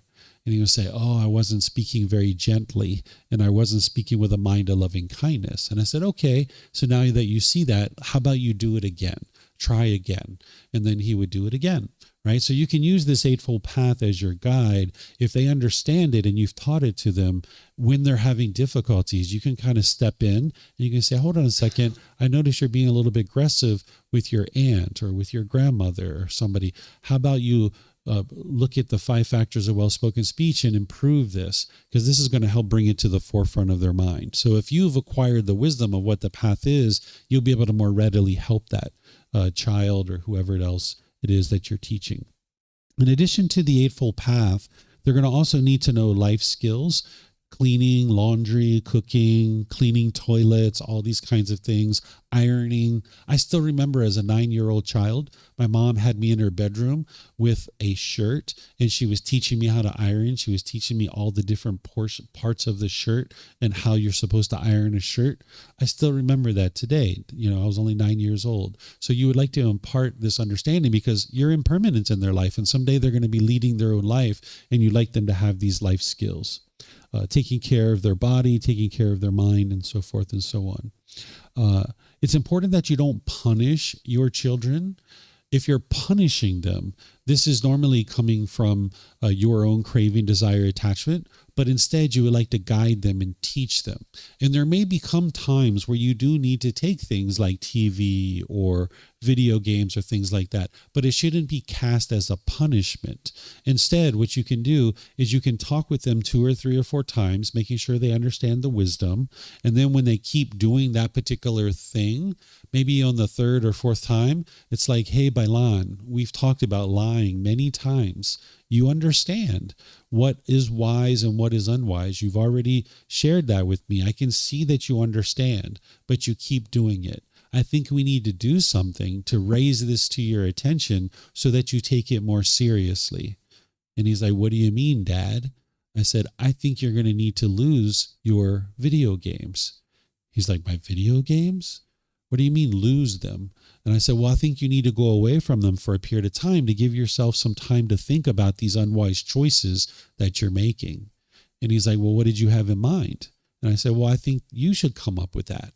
If you lie again, how long do you think you should eliminate your video games? And of course, he's going to say, 1 day or 2 hours, right? Or something like that. And then you kind of negotiate and you're like, well, I think, there should be something a little bit longer. And now you talk with them about it and they come up with the actual amount. So ultimately the first time he said, I think it should be 3 days. And I was like, okay, that's great. So he came up with it himself and he knows if he lies again, then he's going to experience this. So when he lied the next time, he already knew, right? It wasn't this big yelling and hollering and why are you doing this to me, Dad? It was already talked about up front. He already knew. And now it wasn't a punishment. It was a situation that he understood he needed to spend this time to get to understand his mind and pay attention to what he was speaking about and how he was conducting himself in his day-to-day life. So you're not interested in punishing, but setting up these situations where you might need to get their attention. But if you can, let them choose what it's going to be so they're well aware of the consequences before they actually do it, because that way you're not imposing a punishment on them, but instead they're choosing to step away from a particular thing like that. And that actually helps them with their cravings, desires, attachments as well. You can also reward good conduct, which is actually going to help you to not have to do any of this stuff as much, where when they're actually doing something wise, you can emphasize that. I call that accentuating the positive. So there were definitely times where he was talking unwise to his mom, but then there were times where he was actually talking wise to his mom. And I would step in, I'd be like, wow, you did that really well. You were using all the 5 factors of well-spoken speech. It's really nice how you were actually just talking with your mom. He was like, oh, okay. And I was like, sometimes give him a little hug, a little rub on the head, or, hey, you would like to go to 7-Eleven and get a chocolate bar? I saw you did that really well. How about we go take a walk to 7-Eleven, right? So you can reward good conduct. Sometimes he would even ask me for things when we would be in 7-Eleven. He would ask for like a bag of Doritos or something like that. And I would sit there and I would pause for a second. You're going to buy this kid food anyway, but I was kind of getting some extra mileage out of it. I would say, you would like a bag of Doritos. Let me think. How did you talk with your mom over the last few days? Actually, you were talking to her pretty nicely. Yeah, that was actually really good. Yeah, I remember the other day you helped her with the dishes. You took out the trash. Oh, that was really good. Yeah, I can get you those Doritos, right? So even though I would have bought them for him anyway, I kind of connected it to his moral conduct to show him like, hey, you're getting these Doritos because you're making wise choices. So you can reward good conduct. Don't assume that you know the full story. When children are involved in anything, you're never going to get the full story. There were times where he would come home, he would tell me things that were going on in school. I would talk to the teacher, I would talk to the kids at the school, and I'd find out things that he never told me, right? So don't assume you always know the full story. You're not interested in clinging to your perceptions here. The location and position when you teach your children is important. Not that parents are above their children, but when children are sitting on the floor, they tend to absorb information better. So there are times where I needed to share certain things with my son, and I asked him to sit on the floor, and I would sit on the sofa and I would talk to him, and he would absorb that information, especially if it was a really serious topic. I would have him come over and sit on the floor, and he would absorb it much better that way. And now, even to this day, if there's something really big, very important to talk about, I might be sitting on the sofa and I'll say, hey, Bailan, come over here. Daddy needs to talk to you. There's something really important going on. And he'll come over and he'll actually sit by himself on the floor rather than sit on the sofa. And his mind's in a different position, and it helps him to absorb what it is that he needs to learn. Remember that you can be friendly with your children, but you're not their friend. Sometimes people teach you to be your child's best friend.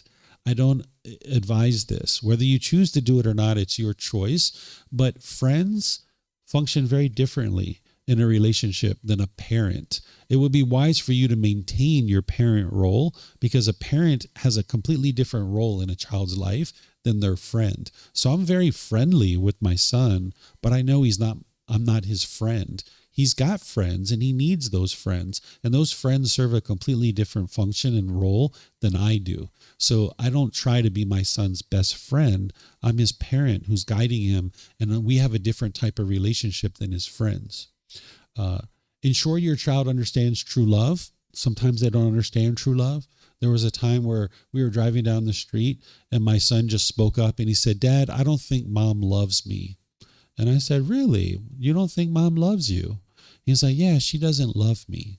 And I said, really? Why is that? And he said a couple of things. And it was like, basically, he wasn't getting what he wanted. He wasn't getting his cravings fulfilled.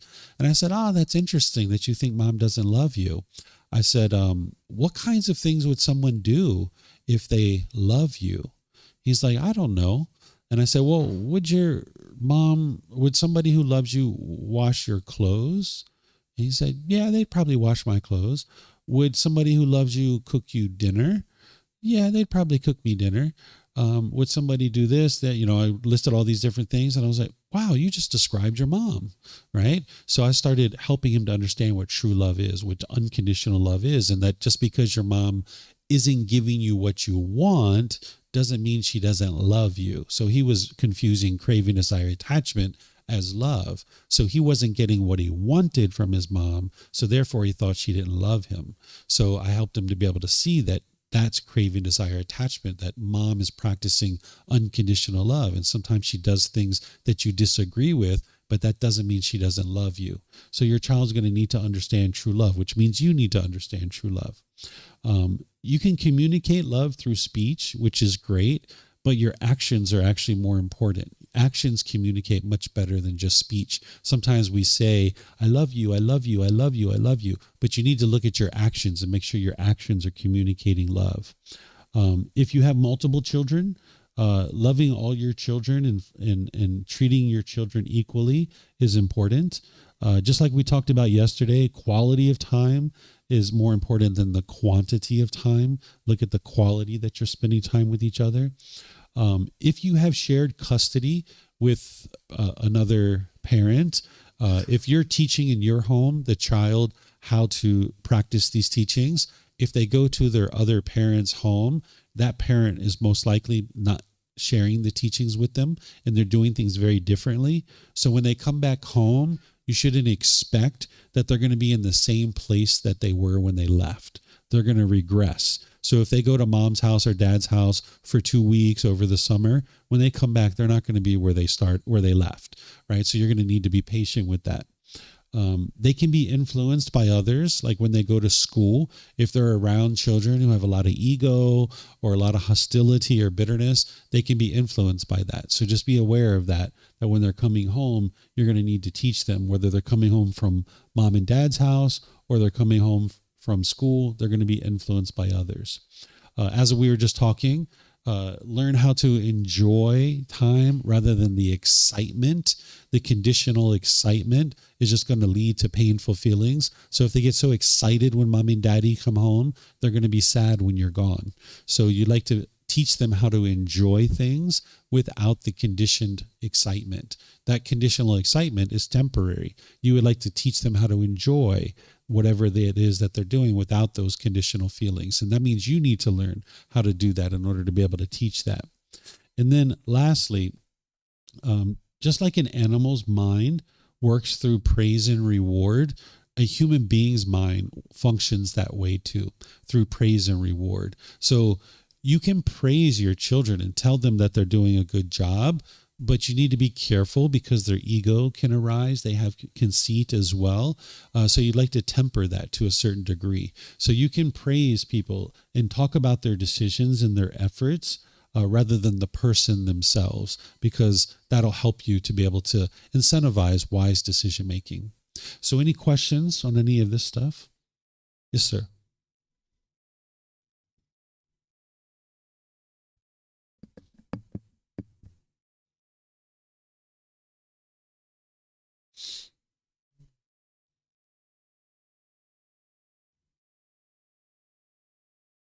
Mr. David, my question is, how do we get kids off of screens and outside and playing with other kids?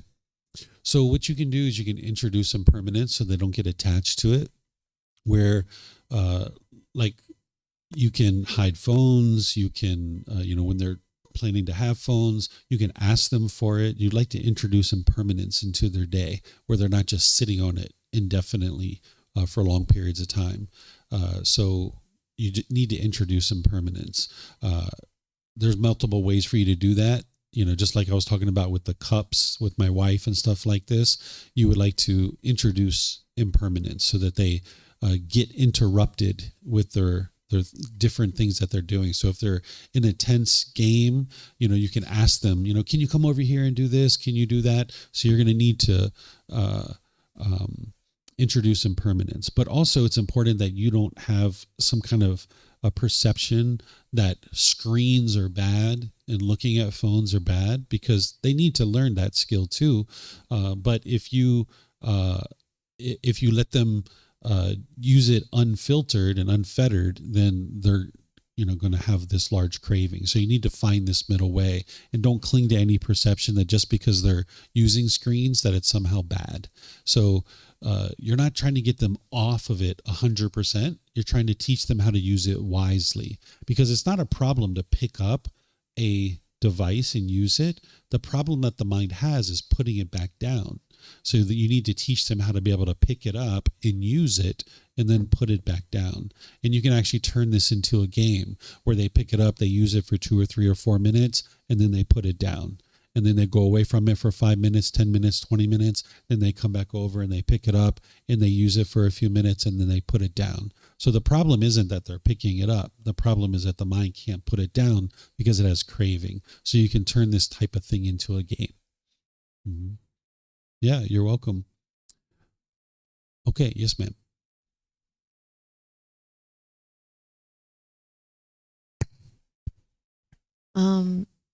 Well, I have a question. It's not exactly of this, but it's as well with kids.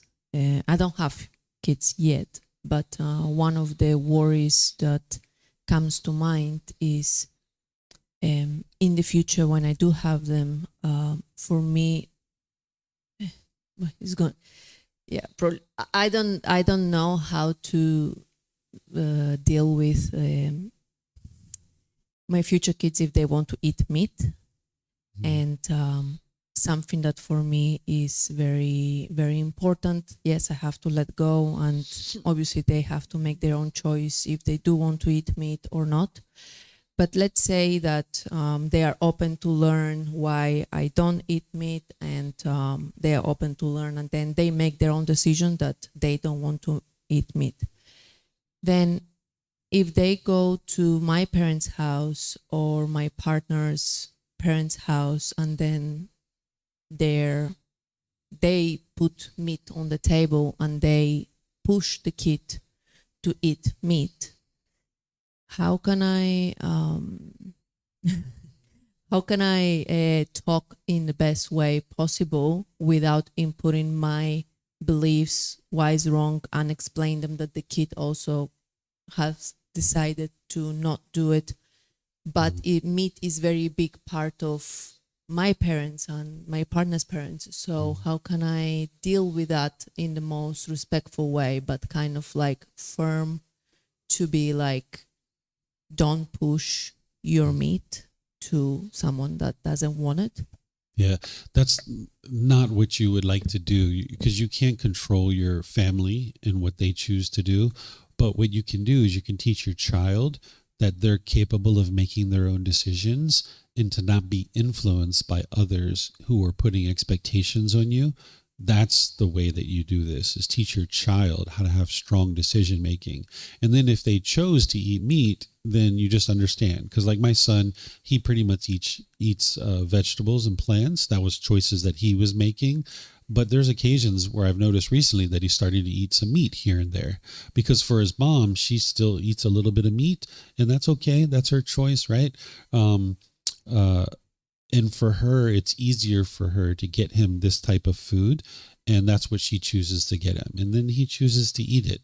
And he knows what he's doing at this age. And I just understand that, hey, this is their choices. So you're going to need to get comfortable with them making their own choices. And then whatever they do in that environment, that's what they're choosing to do in that environment, and they'll experience those consequences. And then when you talk, you can talk to them. Because sometimes I walk into where he's eating and I see him eating meat, and I was like, oh, looks like you got some meat. And he was like, yeah, this is what mom got me. She got me some meat, so I'm just going to go ahead and eat it. And I said, yeah, I see. Okay, that's your choice. Yep. And so you're not trying to impose your way of being on your children or your parents or other relatives. That's the choice that they're going to need to make for themselves. And you just need to get comfortable with that.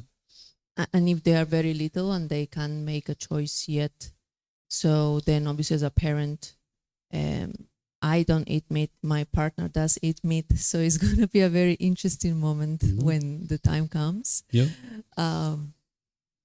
So how can you, obviously I don't know how to explain it. How do you do when the kid is so small? You don't know if the kid wants to eat meat or not, but I defend something like I'm not attached to it, but I do have a strong belief into it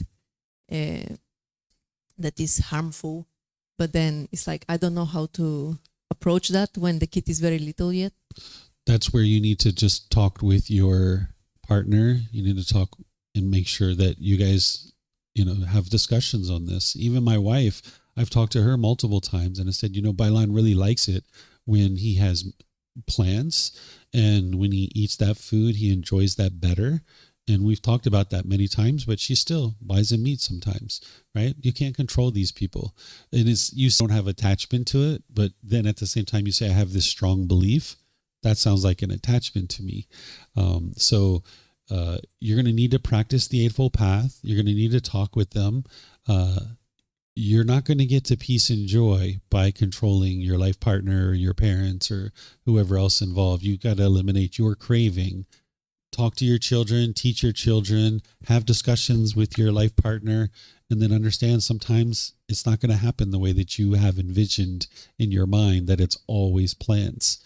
And that's going to allow you to stay with peace and joy. You can't impose these things on other people because that's just you putting expectations on others. You got to get rid of your craving. So you can talk and you can discuss and then make decisions. But when you're craving, you're going to be discontent. And if you're over here on the other side where you care less what your children eat, there's not peace and joy in either one of those sides. That's why you talk, you have discussions, you teach your children, you have discussions with your life partner, but then you understand that, hey, everybody's making their own decisions here, and I have to just maintain my contentedness and my peacefulness.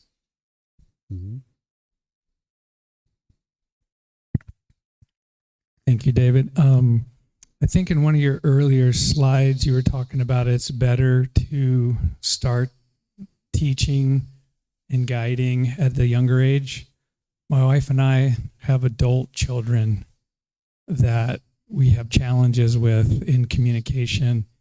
What would you suggest for 38-year-old children or older? Yeah, at this point, they are adults.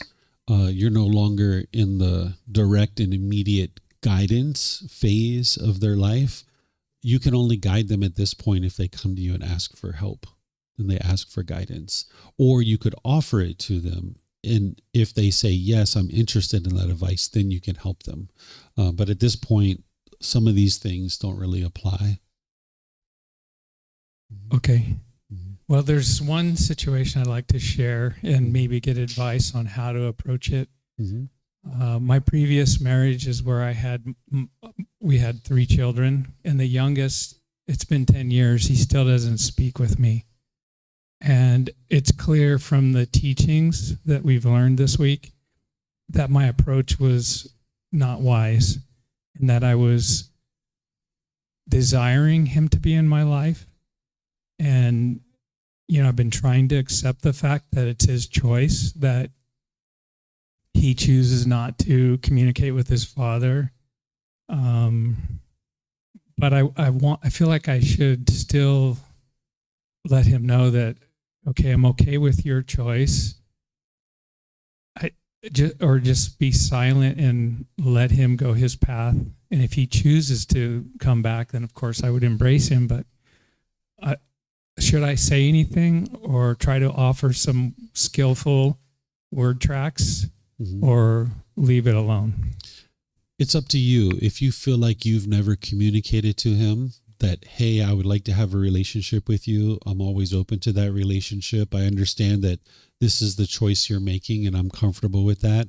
But just know that if you ever would like to have a relationship, you're more than welcome and I'm open to that. And then you're going to just need to end it there, right? If you haven't communicated that yet, you might need to communicate that. If you've already communicated that and he's not responding and he's not interested in a relationship, just move on. At some point, his mind may let go of whatever he's holding on to and choose to have a relation with you, but you need to let go of your craving for that to occur, so that by the time, if it does occur, then you can have a relationship without an attachment with this person. And those things that we talked about yesterday about the reflection of death and contemplation of death, those are things that you can do to help your mind to let go of this craving for contact with him. Yeah, so I have expressed my desire for him to be in my life, but I have not communicated that I'm okay with his choice to not be in my life or our lives. Yeah. If that's something you feel like you need to do, you can do it, but you don't have to. You're not required to. But if you feel like that's something that's been left unsaid and you would like to say that, you can. There's no harm in you doing that. Okay. So what I'm going to do is take a little break here for you guys. So let's take a break up to 12 o'clock. And then when we come back, I'm going to teach you guys this topic. It won't take long to teach this to you. This is developing and maintaining relationships, choosing wholesome friends and life partner. And then we'll probably be finished right around 12:20 or 12:30. Okay, so enjoy your break, and I'll see you guys at 12 o'clock.